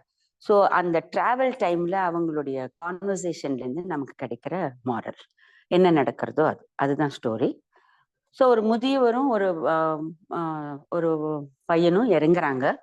அவர் அந்த யங்ஸ்டர் வந்து ரொம்ப ஹரிபுரியா இருக்காரு. என்னன்னா, நான் சீக்கிரம் போகணும், மணி ஆறுது அப்படின்னு சொல்லிட்டு அவரு சொல்லிகிட்டே இருப்பாரு. இந்த முதியவர் வந்து அவர்கிட்ட ஒரு ஹெல்ப் கேட்கிறாரு. எனக்கு தனியா நடக்க முடியல, நீ என்னோடயே வா, நானும் தானே இந்த போட்டை கிராஸ் பண்ணணும், ரிவரை கிராஸ் பண்றதுக்கு, என்னோடயே வா அப்படின்னு ரிக்வெஸ்ட் பண்றாரு. அவர் முடியாதுன்னு தான் சொல்றாரு யங்ஸ்டர் ஃபர்ஸ்ட்.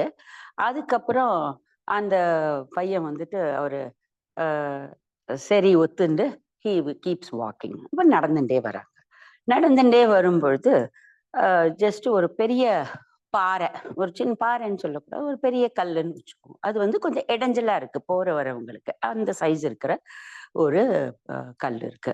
ஸோ அந்த கல்லை வந்து பார்த்த உடனே பெரியவருக்கு தோன்றது, யாராவது இதை அகட்டினா பரவாயில்ல, எல்லாரும் அப்படியே பார்த்துட்டே போறா, அது வந்து இடைஞ்சலா இருக்கு இல்லையா போற வரவாளுக்கு, கொஞ்சம் அதை நீ வந்து அப்புறப்படுத்திட்டு வாப்பா அப்படின்னு கேட்குறேன்.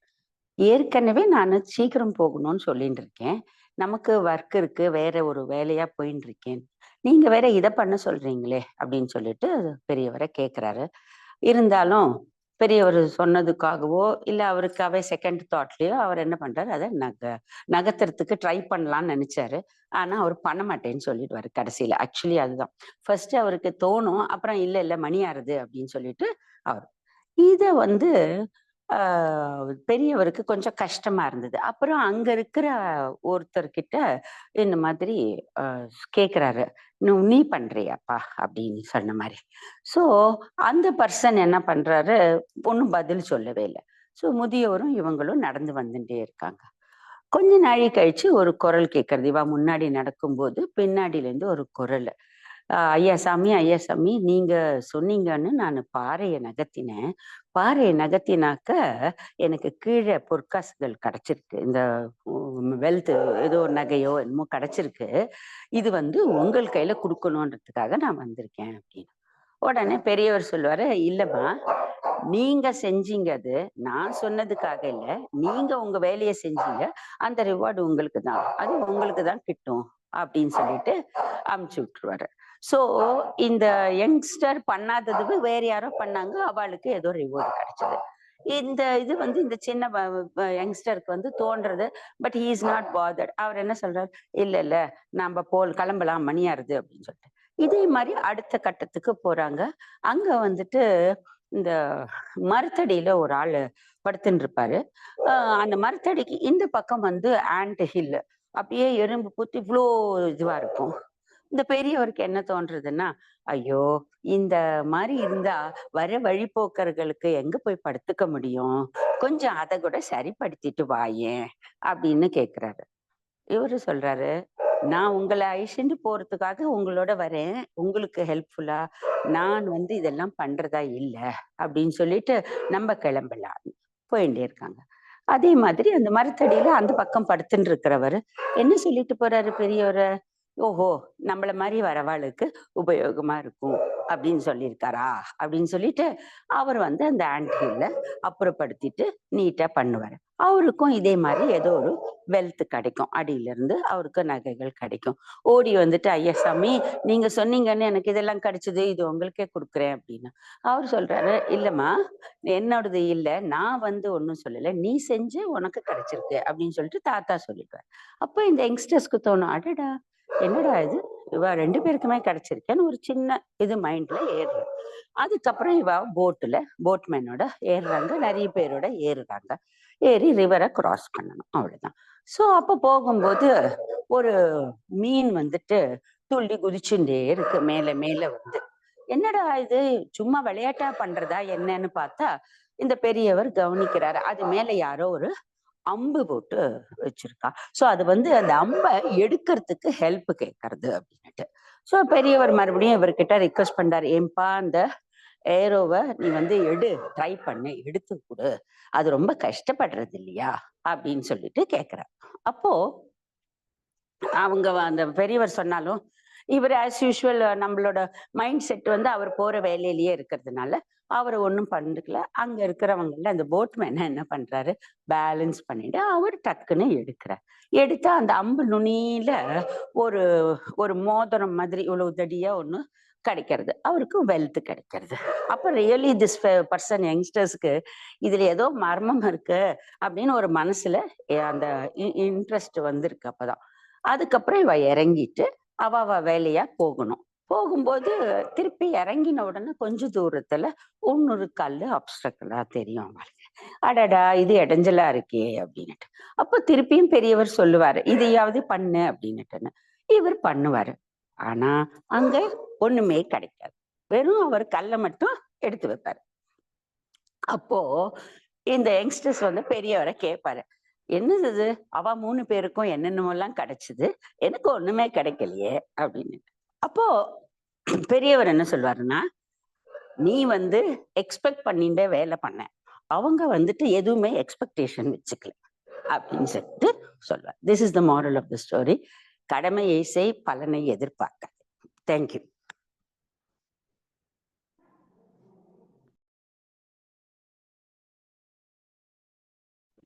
அடுத்தது பாலச்சந்தர். வேற யாரும் கதை? பாலச்சந்தர். வணக்கம். சொல்லுங்க. நான் வந்துட்டு இந்த காஞ்சி மகா பெரியவா மடத்துல நடந்த ஒரு நிகழ்வு அதை சொல்றேன். காஞ்சி மகா பெரியவா இருக்கும்போது அந்த மடத்துல ஒரு வயசான ஒரு பாட்டியம்மா இருந்தாங்க. அவங்க வந்துட்டு அந்த மடத்துல வந்துட்டு வேலை செஞ்சுட்டு இருந்தாங்க, க்ளீன் பண்ணிட்டு அது பண்ணிட்டு செஞ்சுட்டு இருந்தாங்க. அந்த பாட்டியம்மாவுக்கு ஒரு பேத்தி, அவங்கள அந்த பேத்திக்கு வந்து மேரேஜ் ஃபிக்ஸ் ஆயிடுச்சு. ஸோ மேரேஜ் ஃபிக்ஸ் பண்ணது இவங்க வந்துட்டு பார்த்தீங்கன்னா ரொம்ப வறுமையில் உள்ளவங்க. ஸோ அதனால வந்துட்டு காஞ்சி மகா பெரியவா கிட்ட அந்த பாட்டியம்மா கேட்குறாங்க, எங்கள் பேத்திக்கு வந்துட்டு மேரேஜ் ஃபிக்ஸ் ஆயிருக்கு, எனக்கு ஹெல்ப் பண்ணுங்க, இங்கே வரக்கூடிய பத்திரத்தை சொல்லி எனக்கு வந்துட்டு மேரேஜுக்கு ஒரு செயின் வாங்கி கொடுக்குற மாதிரி எனக்கு ஹெல்ப் பண்ணுங்க அப்படின்னு சொல்லிட்டு. அப்போ மகா பெரியவா கேட்குறாங்க, நீங்கள் வந்துட்டு ஏன் இப்போ செயின் கேட்குறவங்க பொருள் கேட்குறவங்க கிட்ட ஏன் இப்போ கல்யாணம் பண்ணி கொடுக்குங்க, எதுவும் கேட்காதவங்களுக்கு கல்யாணம் பண்ணி கொடுக்க வேண்டியதானு கேட்குறாங்க. அதுக்கு அந்த பாட்டியம்மா என்ன சொல்கிறாங்க, இல்லை அவங்க எதுவும் கேட்கல, எனக்கு மன திருப்திக்காக நான் வந்துட்டு என் பேத்திக்கு ஒரு செயின் போடலான்னு இருக்கேன், அதனால் வந்துட்டு எனக்கு உதவி பண்ணுங்கன்னு சொல்கிறாங்க. அப்போ மகா பெரியவா என்ன சொல்கிறாங்க, சரி நான் சொல்கிறத நீ செய் அப்படின்ட்டு சொல்கிறாரு. அப்போ நீங்கள் வந்துட்டு 7 வாரம் காஞ்சி காமாட்சி அம்மன் கோயில் இருக்காங்க, காஞ்சி காமாட்சி அம்மன் கோயிலில் போயிட்டு 7 வெள்ளிக்கிழமை வந்துட்டு 3 ரவுண்டு அடிச்சுட்டு சாமி கும்பிட்டு பூஜை பண்ணிட்டு வா, நான் அம்மன் வந்துட்டு உனக்கு ஹெல்ப் பண்ணுவாங்க அப்படின்னு சொல்கிறாங்க. அதே மாதிரி அந்த பாட்டிமாவும் பேத்தியும் வந்துட்டு 6 வாரம் வந்துட்டு போகிறாங்க. 6 வாரம் 6ஆவது வாரம் போகும்போது 2 ரவுண்டு போகும்போது என்னாகுதுன்னா அங்கே பாட்டிமா கொஞ்சம் தடுமாறி கீழே விழுற மாதிரி விழுறாங்க. அப்போ விழும்போது என்னன்னாக்கா காலில் வந்துட்டு ஒரு செயின் வந்து ட்விஸ்ட் ஆகிட்டு கீழே விழுறாங்க. உடனே செயின் கிடச்சிருச்சு. செயின் கிடச்சதும் அந்த பாட்டிமாவும் பேத்தியும் வந்துட்டு என்ன பண்ணிட்டாங்க, அந்த செயினை எடுத்துக்கிட்டு மடத்துக்கு வந்துடுறாங்க. மடத்துக்கு வரும்போது என்னாவது பெரியவா பார்க்குறாங்க. உடனே வாங்க வாங்க, நான் நினச்சது கிடைச்சதா, சந்தோஷமா அப்படின்னு கேட்குறாரு. ஆனால் பாட்டிமா சொல்லலை செயின் கிடைச்சதுன்ட்டு, வந்து உக்காந்துடுறாங்க. அதுக்கப்புறம் பெரியவா கேட்குறாரு, நினச்சது கிடைச்சதா, நீ கேட்டது கிடைச்சதா அப்படின்னு கேட்குறாங்க. உடனே பாட்டிமா மகா பெரியவாக்கு எப்படி தெரிஞ்சிச்சு அப்படின்ட்டு, ஆமாம் கிடைச்சது அப்படின்னு சொல்கிறாங்க. அப்போ வந்துட்டு அதே நேரத்தில் இன்னொருத்தர் வந்துட்டு கோயம்புத்தூர் ஒருத்தர் ஆப்செட் பிரிண்ட் வச்சுருக்காங்க. அவங்க வந்துட்டு அம்மனுக்கு வந்துட்டு அந்த நகை போடணுன்னு வேண்டிக்கிட்டு அந்த நகையை வந்துட்டு அவங்க தான் அந்த நகை தாங்க மிஸ் ஆனது. அவங்க அழுதுட்டு வராங்க பெரியவங்கிட்ட, நான் என்ன தப்பு பண்ண தெரியல, நான் அம்மனுக்காக கொண்டு வந்த நகை வந்துட்டு காணாமல் போயிடுச்சு, இங்கே விழுந்துருச்சு, மிஸ் ஆயிடுச்சு அப்படின்றாங்க. அப்போ வந்துட்டு மகா பெரியவா சொல்கிறாரு, நீ கொண்டு வந்த நகை இதுதானான்ட்டு அந்த பாட்டிமா கிட்ட இருந்து அந்த நகையை வாங்கி காமிக்கிறாங்க. உடனே அந்த அம்மாவுக்கு வந்துட்டு ரொம்ப சந்தோஷமாச்சு, இதுதான் அப்படின்ட்டும். அது வந்துட்டு அந்த நகை வந்துட்டு இவங்களுக்கு கிடைக்கணும்னு அம்மன் இது பண்ணியிருக்காங்க அப்படின்ட்டு அந்த பாட்டியுடைய அந்த மேரேஜ், அவங்க பேத்தியுடைய மேரேஜ் இதை சொன்னதும் அவங்க ரொம்ப சந்தோஷப்பட்டு இன்னொரு நகையை வாங்கி கொடுத்துட்றாங்க. ஸோ காஞ்சி மகா பெரியவா, காஞ்சி காமாட்சியுடைய இது வந்துட்டு அந்த அளவுக்கு சக்தி வாய்ந்தது சொல்றோம்.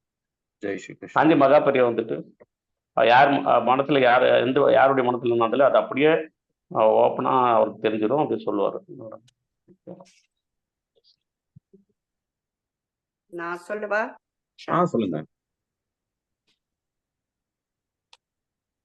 அது சாப்டர் 12 பக்தி யோகா, அது கோபால் அவரோட புக்ல இருந்து தான் நானும் சொல்றேன். அது ஸ்லோகம், ஃபர்ஸ்ட் ஸ்லோகம். ஏவம் சதத யுக்தாயே பக்தாஸ்த்வாம் பரியுபாசதே ஏதாப்யக்ஷரமவ்யக்தம் தேஷாம் கே யோக வித்தமாக. அந்த ஸ்லோகத்துல வந்து அர்ஜுனன் வந்து ஒரு கேள்வி கேட்கிறார் கிருஷ்ணரை வந்து. 2 விதமான வழிபாடு இருக்கு.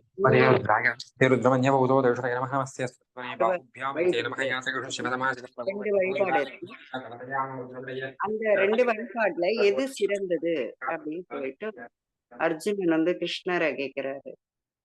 இப்ப உருவ வழிபாடுன்னு எல்லாருக்குமே தெரியும். ஸ்டாச்சு வச்சு அதுக்கு அலங்காரம் பண்ணி அபிஷேகம் பண்ணி வாசனை பொருள்லாம் பண்ணி அந்த வழிபாடு இருக்கு. அப்போ அருவ வழிபாடுன்னா வெறும் நம்ம மனசார நினைச்சு அப்படியும். சோ 2 விதமாவும் நம்ம பரமாத்மாவை அடையலாம். 2மே சிறந்ததுதான் அப்படின்னு சொல்லி சொல்றாரு. இதுல வந்து ஒரு சின்ன கதை ஒண்ணு சொல்லியிருக்காரு. அது ரொம்ப நல்லா இருக்கு. அதாவது விவேகானந்தர், சுவாமி விவேகானந்தர் வந்து ஒரு வாட்டி ராஜஸ்தான் அந்த ஊருக்கு போறாரு. அங்க ஒரு ராஜா இருந்தார். அந்த ராஜா வந்து அவருக்கு வந்து உருவ வழிபாடுல கொஞ்சம் கூட நம்பிக்கையே கிடையாது. அது ஒரு மூட நம்பிக்கை. உருவ வழிபாடு பண்ணக்கூடாது அப்படின்னு சொல்லி அதை நான் ரொம்ப ஆட்சேபிக்கிறேன். அது பண்ணவே கூடாது அப்படின்னு சொல்லி ரொம்ப எதிர்க்கிறாரு. அப்போ அந்த டைம்ல சுவாமி விவேகானந்தர் அங்க போய் தங்கி இருந்தார். தங்கி இருந்து அவரோட ராஜாவோட விருந்தாளியா போய் அங்க தங்கி இருக்காரு. அப்போ இந்த மாதிரி ராஜா வந்து விவேகானந்தர் கிட்ட சொல்றாரு, இந்த உருவ வழிபாடு எனக்கு சுத்தமா அதுல நம்பிக்கையே கிடையாது, ஒரு மூட நம்பிக்கை, பண்ணக்கூடாது.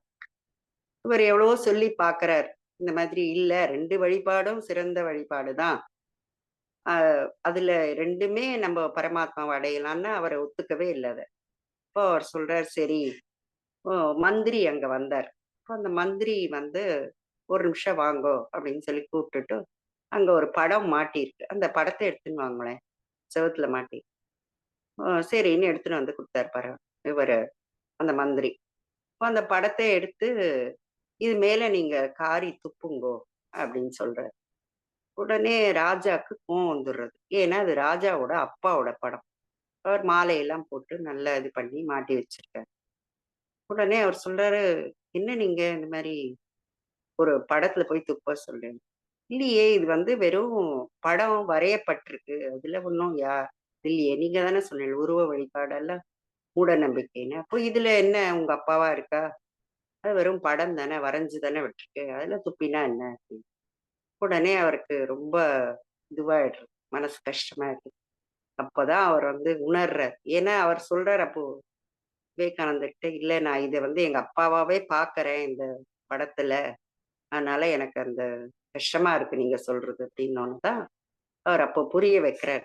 இப்போ உருவ வழிபாடு அருவ வழிபாடு 2மே நம்ம பரமாத்மாவை அடையலாம், 2ம் சிறப்பான வழிபாடு தான் அப்படிங்கிறத உணர்த்துறாரு. இந்த கதையை நான் சாப்டர் 12 படிச்சேன். ஜெய் ஸ்ரீ கிருஷ்ணா.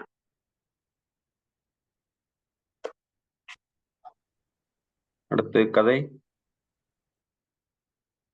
யார் இருக்கா? வேற யாரும் கதை சொல்றீங்களா? ஒரு சின்ன ஒரு இது சொல்லுங்க. அதாவது ஒரு சின்ன பொண்ணு டெய்லி வந்து கோவிலுக்கு போவா. கோவிலுக்கு போயிட்டு இல்ல இந்த இடத்துல கொஞ்சம் சரியா இல்ல, அதனால ஸோ தினம் வந்து கோவிலுக்கு போய் பகவான் முன்னாடி நின்று ஒரு 5 நிமிஷம் வாயில முணுமுணுத்துட்டே இருப்பா. அது முடிஞ்சதுக்கு அப்புறம் சுவாமி நமஸ்காரம் பண்ணிட்டு ரொம்ப சந்தோஷமா வெளியில போயிடுவா. இதே மாதிரி ஒரு 15 நாள் நடந்துட்டே இருக்கு. அதை வந்து குருக்கள் வந்து பார்த்துட்டே இருக்காரு. டெய்லி இந்த பொண்ணு வந்து ஏதோ பண்ணிட்டே இருக்காளு, என்னதான் சொல்றா அப்படி பார்க்கணுன்ட்டு அவருக்கு ஒரு கியூரியாசிட்டி.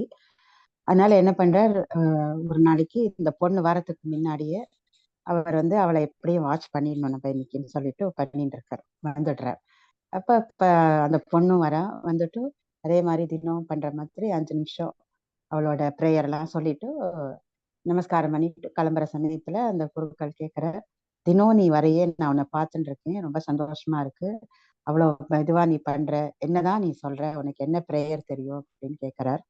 அப்ப அந்த பொண்ணு சொல்றா, எனக்கு வந்து ப்ரேயர்னு எதுவுமே தெரியாது, ஆனா நான் வந்து தினம் பகவான்கிட்ட வேண்டிப்பேன் எல்லாம் நல்லதா இருக்கணும்னு. அப்படி என்னதான் நீ சொல்ற அப்படின்னு கேட்டா, எனக்கு தெரிஞ்ச ஒரே ப்ரேயர் என்னன்னா ஏபிசிடியோட அந்த 26 எழுத்து தான். அதை 5 தடவை நான் சொல்லுவேன். அப்ப 5 தடவை அந்த ஏபிசிடி 26 எழுத்தையும் சொல்றச்சு பகவானோட அந்த சொல்ல வேண்டிய அந்த பிரார்த்தனை ஸ்லோகம் வந்து அந்த 26 எழுத்துக்குள்ளதான் இருக்கும். அதனால 5 தடவை அதை நான் சொன்னேன்னா பகவான் தானே வந்து அதை செட் பண்ணிடுவார், தனக்கு என்ன ஸ்லோகம் சொல்லணுமோ அதை அவரே நீயே பண்ணிக்கோ, எனக்கு தெரிஞ்சது இதுதான் அப்படின்னு சொல்லிட்டு நான் பண்ணுவேன், இதுதான் எனக்கு தெரிஞ்ச ப்ரேயர்னு சொன்னாலாம் அந்த பொண்ணு. அப்படியே அந்த குருக்கள் வந்து இப்படியே வாயடைச்சு போய் நின்றுட்டாராம். அதாவது ஒண்ணும் தெரியாட்டா கூட நமக்கு தெரிஞ்ச ஒரு இதுல எப்படியும் பகவான் இந்த 26 எழுத்துக்குள்ளதான் இருக்காங்கிற ஒரு நம்பிக்கையில தனக்கு எல்லாருக்கும் நல்லது நடக்கணும்னு அந்த பொண்ணு வந்து அப்படி வேண்டிக்கிறது எவ்வளவு பெரிய விஷயம் அப்படின்னு சொல்லிட்டு அப்படியே வாயடைச்சு போயிட்டாராம். அதனால நம்மளுக்கு நம்பிக்கைன்னு ஒண்ணு இருக்கிறச்சே அது நீங்க தெரியாட்டாலும் அந்த பகவான் நமக்கு எவ்வளவு பண்ணுவார் அப்படிங்கிற ஒரு நம்பிக்கை இருந்ததுன்னா நீங்க எது சொன்னாலும் அவர் ஏத்துப்பார் அப்படிங்கிறதுதான் இந்த பொண்ணோட ஒரு நம்பிக்கை. அதே நம்பிக்கை நம்ம எல்லாருக்கும் வரணும், அதுதான். தேங்க்யூ. ஜெய் ஸ்ரீ கிருஷ்ணா. அடுத்து யாரும் கதையை சொல்றீங்க? நவநீதா வந்திருக்காளா? இருக்காங்க.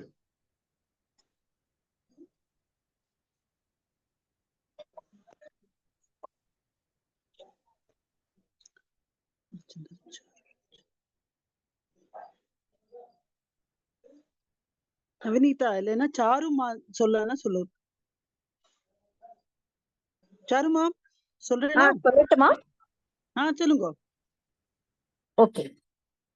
இது ஒரு ராமருடைய கதை சொல்றேன் நானு. அநேகமா இந்த நார்த் இந்தியால கேட்ட கதை இது. என்னன்னா, சீதையினுடைய கல்யாணத்துக்கு வந்து எல்லா ஊருக்கும் தேசத்துக்கும் ஜனக மகாராஜா இன்விடேஷன் அனுப்பிச்சார். யாரு வீரனோ வந்து வில்ல ஒடிக்கிறதுக்கு வரணும் அப்படிங்கிறதுக்கு எல்லாருக்கும் பத்திரிகை அனுப்பப்பட்டது. ஆனா தசரத மகாராஜாவுக்கு மட்டும் பத்திரிகையே போல. அது ஏன், என்ன காரணம்? ஏன்னா அப்படி கூட்டிருந்தா தசரத மகாராஜா நேரடியாவே தன் புத்திரனை அனுப்பிச்சிருப்பேரே, தானும் கூட போயிருந்திருப்பேரே. இத்தனைக்கும் ஜனக மகாராஜா இதே அவளுடைய பூர்வர்கள் வந்து இதே சூரிய வம்சத்துல பிறந்தவாதான். அதுக்கப்புறம் அவ தனியா பிரிஞ்சு போயிட்டா. அப்போ அதனால அவளுக்கு வந்து பேச்சுவார்த்தை அதெல்லாம் இருந்தது, ஒருத்தர் நாட்டுக்கு போறது வர்றது அதெல்லாம் இருந்தது. ஆனா கூட ஜனக மகாராஜா வந்து கூப்பிடல, பத்திரிக்கை அனுப்பல, வந்து கலந்துக்கணும், வில் ஒடிக்கிற இதுல கலந்துக்கணும் அப்படிங்கிற விஷயத்த அவர் தெரியப்படுத்தவே இல்லை. ஏன் அப்படிங்கிறதுக்கு காரணம் என்னன்னாக்கா, ஒரு வாட்டி என்ன ஆச்சா, ஜனக மகாராஜாவோட மிதிலா தேசத்துல ஒரு சாதாரண குடும்பத்துல ஒரு ஹஸ்பண்ட் ஒய்ஃப் பத்தி பத்னி இருக்கா. அந்த பத்னி வந்து அம்மாவத்துக்கு பிறந்தகத்துக்கு போகிற பழக்கம் உண்டு இல்லையா, அந்த மாதிரி ஒரு வாட்டி போகிறச்சு தன் கணவனையும் கூப்பிடுறா, நீங்களும் வாங்கோ, நம்ம 2 பேரும் இன்னைக்கு எங்க ஆத்துக்கு போயிட்டு நம்ம அங்க இருந்துட்டு, அப்பா கூப்பிட்டுருக்கேன் அங்க இருந்துட்டு நம்ம வந்துடலாம் அப்படின்னு சொல்லிட்டு அவளை கூப்பிட்டு அவரையும் வாங்கோன்னாக்கா, அவர் மாப்பிள்ள சொல்றேன், நீ இன்னைக்கு போ, நான் வரேன் அப்புறமா அப்படின்னு சொல்லிடுறேன். இவனும் சரின்னு சொல்லிட்டு தான் மட்டும் கிளம்பி, நீங்க வாங்கோ, என்ன அஷன் போறதுக்கான வரணும், அப்பா அம்மா எல்லாம் ரொம்ப சந்தோஷப்படுவா உங்களை பார்த்தாக்கா, மாப்பிள்ள வந்திருக்காருன்னு, கண்டிப்பா வரணும் அப்படின்னு சொல்லிட்டு அவ கிளம்பி போறா. அடுத்த நாள் இவர் வந்து மாமனாரத்துக்கு போறதுனால நல்லா ஜம்முன்னு அலங்காரம் எல்லாம் பண்ணிட்டு, நல்ல பட்டு பீதாம்பரம் எல்லாம் உடுத்திண்டு, நல்ல பகடி எல்லாம் தலையில, அந்த காலத்துல எல்லாம் மாமனாரத்துக்கு போகணும், ராஜசபைக்கு போகணும்னா தலையில பகடி எல்லாம் கட்டிண்டு போவா. சோ அந்த மாதிரி பகடி எல்லாம் நல்லா ஜம்முன்னு கட்டிண்டு இங்க இருந்து கிளம்பி அவர் என்ன பண்றார், போறார். கிளம்பி நடந்து போறச்ச என்ன ஆகுதுனாக்கா, நடுவுல அதுக்கு முதல் நாள் மழை பெஞ்சதுனால ஒரே சேரும் சகதியுமா இருந்தது. அதுல ஒரு மாடு நல்லா மாட்டின்றது, அது எழுந்து வர முடியல. அதால எந்த சமயமும் பிராணன் போயிடும் போல இருந்தது அந்த மாடுக்கு. அந்த சகதியை தாண்ட முடியல இவரால, இந்த மாப்பிள்ளையால. இவர் என்ன பண்றாரு, பாக்குறாரு, எப்படி இந்த மாடோட பிராணம் போகத்தான் போறது, இது மேல ஒரு காலை வச்சு அப்படியே ஒரு குதிச்சு நம்ம தாண்டி போயிடலாம். நானும் பட்டு பீதாம்பரம் உடுத்தின்னு இருக்கேன், என்னுடைய சேரு சகதி எல்லாம் படாம இந்த மாட்டு மேல ஒரு காலை வச்சு அப்படியே நம்ம தாண்டி போயிடுவோம் அப்படின்னு சொல்லிட்டு அந்த மாட்டு மேல ஒரு காலை வச்சு அப்படி குதிச்சு போயிட்டு இவர் என்ன பண்ணிருக்கணும், மாட்டை காப்பாத்திருக்கணும். தன்னால முடியலன்னாலும் யாரையான 4 பேரை கூப்பிட்டு அதை பண்ணாத, இன்னும் அந்த மாடு எப்படியும் போக தானே போறது, நம்ம ஒரு காலை வச்சு போய்ப்போமே அப்படின்னு சொல்லிட்டு காலை வச்சோன்னா அந்த மாடு உடனே 1 செகண்ட் தான் உயிரோட இருந்தது. அந்த 1 செகண்ட்ல அது என்ன பண்றது, சாபம் கொடுத்துடுறது. நீ என்ன வந்து என் மேல காலை வச்சு நீ போன, எந்த காரியத்துக்காக நீ போறியோ நீ பார்க்க முடியாத போயிடணும் அப்படின்னு சொல்லிடுது. அதாவது நீ யார பார்க்க இவ்வளவு அவசரமா போறியோ என்னையும் மதிக்காம, அப்ப இவனுக்கு பயம் வந்துருத்தோ, ஐயோ நம்ம பிராணம் போயிடுமோ, இல்ல நம்ம யார பாக்குறோமோ அவ பிராணம் போயிடுமோ, தன் பத்னியாத்துக்கு தானே போயின்னு இருக்கே. பயம் வந்த உடனே என்ன பண்றார், சரின்ட்டு இங்கன்னு போய் கதவை தட்டுறார். கதவை தட்டிட்டு மூஞ்சி திருப்பிண்டு நிக்கிறார். நம்ம யாரையும் ஆத்திரு மனுஷால யாரையும் பார்க்க வேண்டாம் அப்படின்னு சொல்லிட்டு. அப்போ அந்த இடத்துல அந்த மாமனார் வந்து கதவை திறக்கிறேன். வாங்க வாங்க மாப்பிள்ளை உள்ள வாங்க உள்ள வாங்க, உடனே அவளை கூப்பிடுங்க அப்படின்னு சொல்றேன்.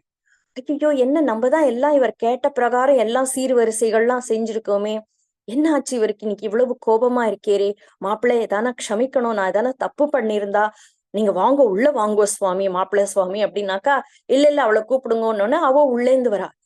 அவர் உடனே மாமனார் வந்து பார்வதி பார்வதி பார் உன் கணவரை வந்துட்டே, ஆனா என்னமோ தெரியலையே கோபமா இருக்கேரே அப்படின்னு உடனே அவ அங்கேன்னு வந்து, என்ன சுவாமி என்ன ஆச்சு, எதுக்கு கோபமா இருக்கே, எங்க அப்பா இவ்வளவு அடக்க உடக்கமா உங்களை வாங்கோ வாங்கோன்னு வருந்தி கூப்பிட்டு இருக்கேன், நீர் பாட்டுக்கு இப்படி மூஞ்சி திருப்பிண்டு நிக்கிறேரே, என்ன இது எங்க அப்பாவை அவமானப்படுத்துறேரா, திரும்புங்கோ இப்படி அப்படின்னு அவளை திருப்புறா பாரு. அப்ப என்ன ஆயிடுறதுன்னா அந்த மாப்பிள்ளைக்கு கண்ணு குருடா போயிடும். ஏன்னா மாடு சாபம் விட்டதுல நீ பார்க்க முடியாத போயிடுவேன்னு, அது என்ன எடுத்து அவருக்கு கண்ணு குருடா போயிடுது. இவ உடனே சொல்றேன், எனக்கு கண்ணு தெரியலமா அப்படின்னு. இவ வந்து என்ன ஆச்சு உமக்கு, கண்ணுக்கு என்ன ஆச்சு சொல்லும் அப்படின்னாக்கா, இந்த மாதிரி மாடு சாபம் விட்டெடுத்துனோடனே அதெல்லாம் கிடையாது.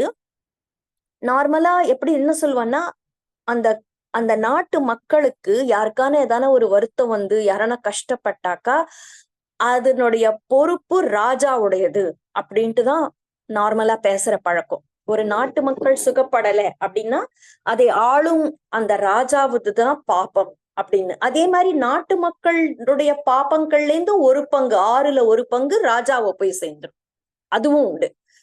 அதனால 2 பேருமே என்னன்னா நியாய தர்மத்தோட இருக்கணுங்கிறது நம்ம அதுல சாஸ்திரங்கள்ல அப்படி எழுதியிருக்கு. அப்போ உடனே அவ என்ன பண்றா, நேர ஜனக மகாராஜா கிட்ட போறான். என்ன மகாராஜா, எனக்கு ரொம்ப வருத்தம், நீர் ஏதோ தப்பு பண்ணிதான் என் கணவருக்கு கண்ணு போயிடுது. ஏன்னா நாடு ரொம்ப சுபிக்ஷமா இருக்கு, நன்னா மும்மாரி பெய்ஞ்சு விளைச்சல் நன்னா வந்து எல்லாரும் சந்தோஷமா இருந்து எல்லாரும் நன்னா புத்திர பௌத்திரனோட இருந்து அப்படி இருக்கிற காலம். அப்ப என் கணவருக்கு மட்டும் ஏன் கண்ணு போச்சு, அப்ப நீர் ஏதோ ஒரு தப்பு செய்யவே தான் என் கணவருக்கு கண்ணு போயிடுதுன்ட்டு இவ போய் ராஜா, எனக்கு தெரியாது என் கணவருக்கு கண்ணை, அந்த நாட்டு மக்களுக்கு ஒரு கஷ்டம்னா அதை செஞ்சு கொடுக்கறது அந்த ராஜாவோட கடமை, அதனால நீர் தான் எதான பார்த்து செய்யணும், எனக்கு தெரியாது என் கணவருக்கு கண்ணை வாங்கி கொடும் அப்படின்ட்டு பிடிவாதமா உட்காந்துட்டாவும்.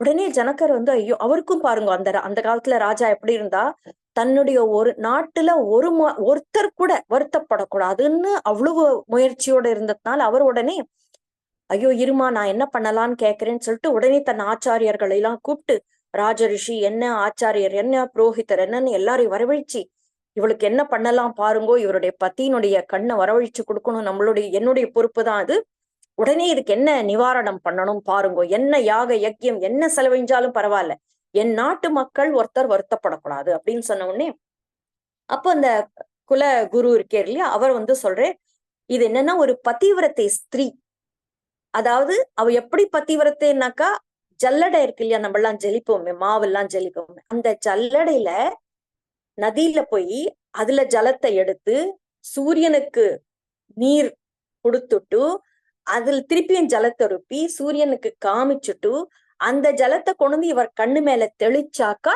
இவருக்கு கண்ணு வந்துரும். அப்ப அந்த ஜல்லடையில தண்ணி நிக்கணும், மாவே நிக்காது, ஜலிச்சா கீழே விழுந்துடுறது. தண்ணி எப்படி நிக்கும், அது தண்ணி நிக்கணும்னா ஒரு பதிவிரத்தை ஸ்திரீ கைனால தண்ணி நிக்கும் அப்படிங்கிறார் அவர். உடனே ஜனக மகாராஜா டிண்டோரா போடு, டிண்டோரானா டம டம டமன்னு அடிச்சு ஒரு கொடுப்பா இல்லையா, நியூஸ் கொடுப்பா இல்லையா, அந்த மாதிரி எல்லாரும் கேளுங்கோ, ஒரு பதிவிரத்தை ஸ்திரீ நம்மளுக்கு கூடிய சீக்கிரத்துல வந்து ஜல்லடையில தண்ணி எடுத்து சூரியனுக்கு கொடுத்துட்டு திருப்பியும் ஜல்லடையில தண்ணி எடுத்துன்னு போய் இந்த யாருக்கு இந்த மாப்பிள்ளைக்கு கண்ணுல தெளிச்சாக்கா அவருக்கு கண் வந்துரும். அதனால அனைத்து பதிவிரத்தை ஸ்திரீகளும் வருக வருக அப்படின்னு சொன்ன உடனே யாருமே போவே இல்லை. எல்லாருக்கும் என்னன்னாக்கா அது தண்ணி ஜல்லடையில நிக்காதுங்கிற ஒரு கான்செப்ட் மனசுல இருக்கிறதுனால அப்ப ஜல்லடையில எடுத்தா அப்ப நம்ம பதிவிரத்த ஸ்திரீ இல்லைன்னு ஆயிடுமே அப்படிங்கிற பயத்திலேயே யாரும் போகவே இல்லை. தன் மிதிலா தேசத்துல மட்டும் இல்ல, அனைத்து இடத்துலயும் எல்லா இடத்துலயும் சொன்ன உடனே யாருமே வரவே இல்லை. இது மெதுவா ஜனக மகாராஜா தசரத மகாராஜாவுக்கும் நியூஸ் வருது. பத்திரிக்கை கொடுத்து ஓலை அனுப்பிச்சு அந்த நாட்டிலயும் யாரான பதிவிரத்த ஸ்திரீ இருக்காளான்னு கேட்டுட்டு வா அப்படின்னு அனுப்பிச்சிருக்கார். தசரத மகாராஜாக்கு ஓலையை படைச்சவனே அவர் கௌசல்யிட்ட போய் யாரான நம்ம நாட்டுல பதிவிரத்த ஸ்திரீ இருக்காளோ அப்படின்னா, அவ வந்து என்ன சுவாமி இப்படி கேட்கிற கேள்வி, யார் மேல உமக்கு சந்தேகம், எங்க 3 ராணி மேலையா, யார் மேல அப்படின்னோடனே, இல்லம்மா உன் மேல எல்லாம் எனக்கு எந்த சந்தேகம் இல்லை, நம்ம ராணிகள் மேலேயோ எனக்கு அந்த புறத்துலயோ வெளியில நாட்டு மக்கள் மேலயோ சந்தேகம் இல்லை.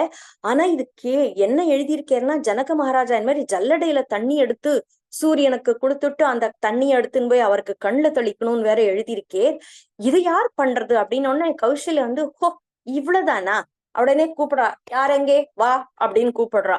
அங்க அவ ஒருத்தி வேலைக்காரி தொடச்சி பெருக்கி மொழிகி அந்த அரண்மனை செயர்கள்லாம் இருக்கும் இல்லையா, பெரிய பெரிய ராஜாக்கள்லாம் வந்து உட்காந்துக்க அதெல்லாம் தொடக்கிற ஒவ்வொருத்தி அங்க தொடச்சுன்னு இருக்கா.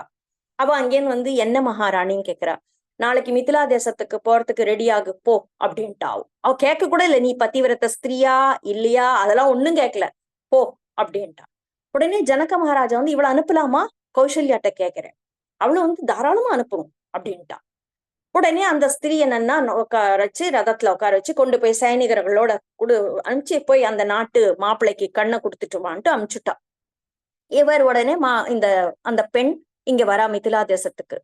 ஜனகருக்கு ஒரே ஆச்சரியம், அப்பா ஒரு பிரதிவிரத்தை கிடைச்சாலே நம்மளுக்கு அப்படின்னு சொல்லிட்டு வாமா வாமா அப்படின்னு சொல்லிட்டு அவளை நல்ல ஸ்நானம் பண்ண சொல்லி அவளுக்கு நல்ல இதெல்லாம் பண்ணி, ஏன்னா ஆச்சார அனுஷ்டானத்தோட பண்ணணும்னு ராஜரிஷிகள்லாம் சொல்லிட்டா இல்லையா. உடனே ஸ்நானம் பண்ணி நல்ல இது பண்ணி ஜல்லடை எடுத்துன்னு வந்து அவளுக்கு தங்கத்தால ஜல்லடை கொண்டு கொடுத்து இந்தாமா அப்படின்னு சொன்னோடனே அவளும் ஜல்லடை சர்வசகஜமா தண்ணி எடுத்தா, ஜமுனால தண்ணி அப்படியே இருந்தது. சூரியனுக்கு விட்டா திருப்பியும் ஜல்லடையில தண்ணி எடுத்தா, அத ராஜரிஷிகள்லாம் மந்திரம்லாம் சொல்லி அது பண்ணி கொடுத்தேர். உடனே கொண்டு போய் உன் கையாலேயே தெளிமான்னு சொன்னா தெளிச்சா கண்ணு வந்துருத்து. ஜனக மகாராஜாவுக்கு அப்பா இவ எந்த நாட்டு இளவரசியோ தெரியலையே, இப்படி வந்து தசரதனை அமைச்சிருக்கேரே அப்படின்னு சொல்லிட்டு, அம்மா நீ யாருமா அப்படின்னோடனே, நான் அங்க அயோத்தியில தொடக்கிறவள் அப்படின்னு சொன்னோடனே அவருக்கு ஜனகருக்கு ஒரே ஆச்சரியமா, அடாடா அங்க தொடக்கிற பெண்ணு கூட இவ்வளவு பதிவிரத்த ஸ்திரீனாக்கா அப்ப அந்த நாட்டுல எத்தனை பதிவிரத ஸ்திரீகள் இருப்பா. ஒரு சாதாரண ஒரு சின்ன ஆள் போய் வேலை செய்ய முடியும்ட்டு அதனாலதானே தசரதர் ஒரு சின்ன வேலையாளை அனுப்பிச்சிருக்கான்னா, அப்ப சின்ன வேலைன்ட்டு சின்ன ஆள் அமைச்சிருக்காரு. எப்படிப்பட்ட நாடு அது அப்படின்னு அசந்து போயிட்டாராம். அதனால சீத கல்யாணத்துல அவருக்கு சந்தேகம் வந்துருத்தான், இந்த வில்ல தூக்குன்ட்டு யாரானா தொடக்கிறவனை அனுப்பிச்சு இவன் எங்க நாட்டு வீராதி வீரன்னு சொல்லி எங்கேயான தசரதன் அவனை அனுப்பிச்சு எனக்கு சீதைய ஒரு தொடக்கிறவன் எனக்கு மாப்பிள்ளையா வர வேண்டாம் அப்படின்ட்டு அந்த நாட்டுக்கு பத்திரிக்கையே அனுப்பாத மத்த நாட்டுல எல்லாம் அனுப்பிச்சிரு அப்படின்னு சொல்லிட்டு சொன்னதாக இப்படி இந்த பக்கம் ஒரு உபன்யாசத்துல இந்த கதை கேட்டேன். சோ எல்லாருக்கும் இது பிடிச்சிருக்கும் அப்படின்னு சொல்லிட்டு சொன்னேன். ஜெய் ஸ்ரீ கிருஷ்ணா. ஜெய் ஸ்ரீ கிருஷ்ணா. வேற கதை யாராவது இல்ல அப்படின்னா நான் ஒரு ஃபைனல் கதை சொல்லிட்டு சொல்றேன். அதாவது ஆதிசங்கரர் வந்து எல்லா இடத்துக்கும் நம்ம அந்த பீரியட்ல வந்து போய் நிறைய மதங்கள் இருந்துச்சு நம்ம நாட்டுல. அந்த மதங்கள் எல்லாம் வந்து அவர் வாதம் செஞ்சு அழிச்சாரு அப்படின்றது நிறைய பேருக்கு தெரியும். அதுல ஒரு சின்ன கதை. ஒரு தடவை அவர் வந்து ஒரு ஊருக்கு போயிட்டு இருக்கும்போது அங்க ஒரு பயங்கரமான பணக்காரர் இருக்காரு.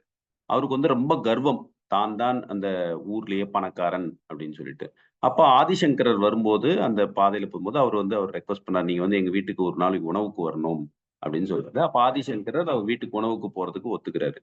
அப்ப அப்படி போயிட்டே இருக்கும்போது அவர் அந்த உணவு கூப்பிட்டு பயங்கரம் பெரிய விருந்து வைக்கிறாரு. ஆனா அவர் வீட்டுக்குள்ள என்டர் ஆகும்போது ஒரு பெரிய பானை 4 பானை இருக்கு. உடனே அவர் சொல்றாரு, இந்த பானை வந்து பெரிய பானை, யார் வீட்டுல நிறைய பானை இருக்கோ அவங்க தான் அந்த ஊர்லயே பெரிய பணக்காரங்க அப்படின்றத குறிக்கும். என்கிட்ட 4 பானை இருக்கு, அதான் நான் தான் இந்த ஊர்லயே பெரிய பணக்காரங்க அப்படின்னு சொல்லிட்டு உள்ளார கூட்டிட்டு போறாரு. ஆதிசங்கருக்கு புரியுது அவருடைய கர்வம் எவ்வளவு இருக்குன்னு. ஆனா எதுவுமே சொல்லல. போறாரு, நல்லா தடபுடன் எல்லா விருந்தெல்லாம் வைக்கிறாரு, எல்லாத்தையும் சாப்பிடுறாரு. சாப்பிட்டோன்னே நான் கிளம்புற நேரம் வந்தோன்னா ஆதிசங்கரர் சரி நான் கிளம்பணும் அப்படின்னு சொல்றாரு. அப்ப அவர்கிட்ட சொல்றாரு, எனக்கு ஒரே ஒரு சின்ன உதவி செய்யணும் நீங்க அப்படின்னா. என்ன உதவி அப்படின்னு? என் கையில ஒரு பெட்டி இருக்கு, ஒரு சின்ன பெட்டி, ஒரு தீப்பெட்டி சைஸ்ல ஒரு பெட்டி. அதை வந்து ஒரு பட்டு துணியில போத்தி இருக்கு. இதை வந்து நீங்க பத்திரமா வச்சுக்கிட்டு நான் கேட்கிறப்ப எனக்கு கொடுக்கணும் அப்படின்னா. ஏன், இதுக்கு என்ன குறைச்சல்? என்கிட்ட அவ்வளவு அலமாரி இருக்கு, அவ்வளோ லாக்கர் மாதிரி நிறைய இது இருக்கு, நான் இதை கூட வச்சுக்க மாட்டேன்னா அப்படின்னு அவர் சொல்றாரு. உடனே அவர் வந்து அந்த பெட்டியை கொடுத்துட்டு, இதை வந்து நான் அடுத்த ஜென்மத்தில் நீங்க என்னை பார்க்கும் போது எனக்கு கொடுத்துருங்க அப்படின்ட்டு அவர் கிளம்பிடுவார். இப்ப அவருக்கு சட்டுன்னு அந்த வார்த்தை வந்து புரியாது. உடனே அவர் அந்த பெட்டி எடுத்துட்டு அவரோட மனைவிட்ட போய், இந்த மாதிரி இது பத்திரமா வச்சிரு, ஆதிசங்கரர் நம்மகிட்ட கொடுத்துருக்காரு, இதை அடுத்த ஜென்மத்துல நம்ம கிட்ட கொடுக்க சொன்னாரு. அவங்க மனைவி, எப்படிங்க, நீங்க எப்படி அடுத்த ஜென்மத்துல கொண்டு போய் இந்த பெட்டி அவர்கிட்ட கொடுப்பீங்க? அவர் சொல்லிட்டாரே, நீங்களும் வாங்கிட்டு வந்துட்டீங்களே அப்படின்னா. அவரு, ஐயோ என்னடா இது அப்படின்னு சொல்லி தடல் புடலா இறங்கி ஓடுவார் ஆதிசங்கரர் தேடி. ஓடி போய், ஆதிசங்கரே நீங்க சொன்னது எனக்கு சட்டுன்னு அப்ப புரியல, நான் எப்படி உங்களை அடுத்த ஜென்மத்துல சந்திச்சு இந்த பெட்டியை கொடுக்கறது அப்படின்னு அவர் சொல்லுவாரு. சரி அந்த பெட்டியை திறந்து காட்டு அப்படின்னா. அந்த பெட்டியை, பட்டு துணியை திறந்து அந்த பெட்டியை ஓபன் பண்ணி பார்த்தா அதுக்குள்ள ஒரு குண்டூசி இருக்கு. அப்ப ஆதிசங்கரர் சொல்லுவாரு, உன்னால ஒரு சின்ன குண்டூசிய கூட அடுத்த ஜென்மத்துக்கு கொண்டு வந்து என்கிட்ட கொடுக்க முடியாதா அப்படின்ட்டு அவர் போயிடுவாரு. அப்போ அவருக்கு எல்லாமே ஆதிசங்கருடைய போதனை வந்து கிளியரா புரியும். என்னால இவ்வளோ சொத்து எனக்கு இருந்தாலும் கூட என்னால ஒரு குண்டூசியை கூட எடுத்துட்டு போக முடியாது அடுத்த ஜென்மத்துக்கு அப்படின்றத புரியும். ஆதிசங்கரர் காலில் விழுந்து சரணடைவாரு. ஆதிசங்கரர் சொல்வாரு, நீ அதுக்காண்டி சம்பாதிக்காம இருக்கக்கூடாது, எல்லா வளங்களையும் நீ சேர்க்கணும், சேர்த்து நிறைய பேருக்கு செய்து விட்டு நீயும் அதை வைத்துக் கொள்ளணும் அப்படின்னா. அதுக்கப்புறம் அவர் வந்து நிறைய தான தர்மங்கள் பண்ணி அந்த அகங்காரம் குறைஞ்சு வாழ்ந்ததா ஒரு கதை ஆதிசங்கரர். ஜெய் ஸ்ரீ கிருஷ்ணன். வேற யாரும் கதை இருக்கா? இல்லைன்னா எடுத்துக்கொள்ளலாம். ஓகே, யாரும் இல்லைன்னா முடிச்சுக்கலாம். யோகேஷம் சச்சிதானந்தம் வாசுதேவம் பிரஜப்ரியம் தர்ம சம்ஸ்தார்பகம் வீரன் கிருஷ்ணம் வந்தே ஜகத்குரும். ஸ்ரீ கிருஷ்ணம் வந்தே ஜகத்குரும். ஸ்ரீ கிருஷ்ணம் வந்தே ஜகத்குரும். பூர்ணமதம் பூர்ணாத் பூர்ணமுதச்யதே பூர்ணஸ்ய பூர்ணமாதாய பூர்ணமேவாவசிஷ்யதே. सहनावतु सहनौ भुनक्तु सह वीर्यं करवावहै तेजस्विनावधीतमस्तु मा विद्विषावहै. ओम शांति शांति शांति. लोका समस्ता सुखिनो भवन्तु. लोका समस्ता सुखिनो भवन्तु. जय श्री कृष्ण. जय श्री कृष्ण. जय श्री कृष्ण. जय श्री कृष्ण எல்லாருக்கும். जय श्री कृष्ण. जय श्री कृष्ण. जय श्री कृष्ण.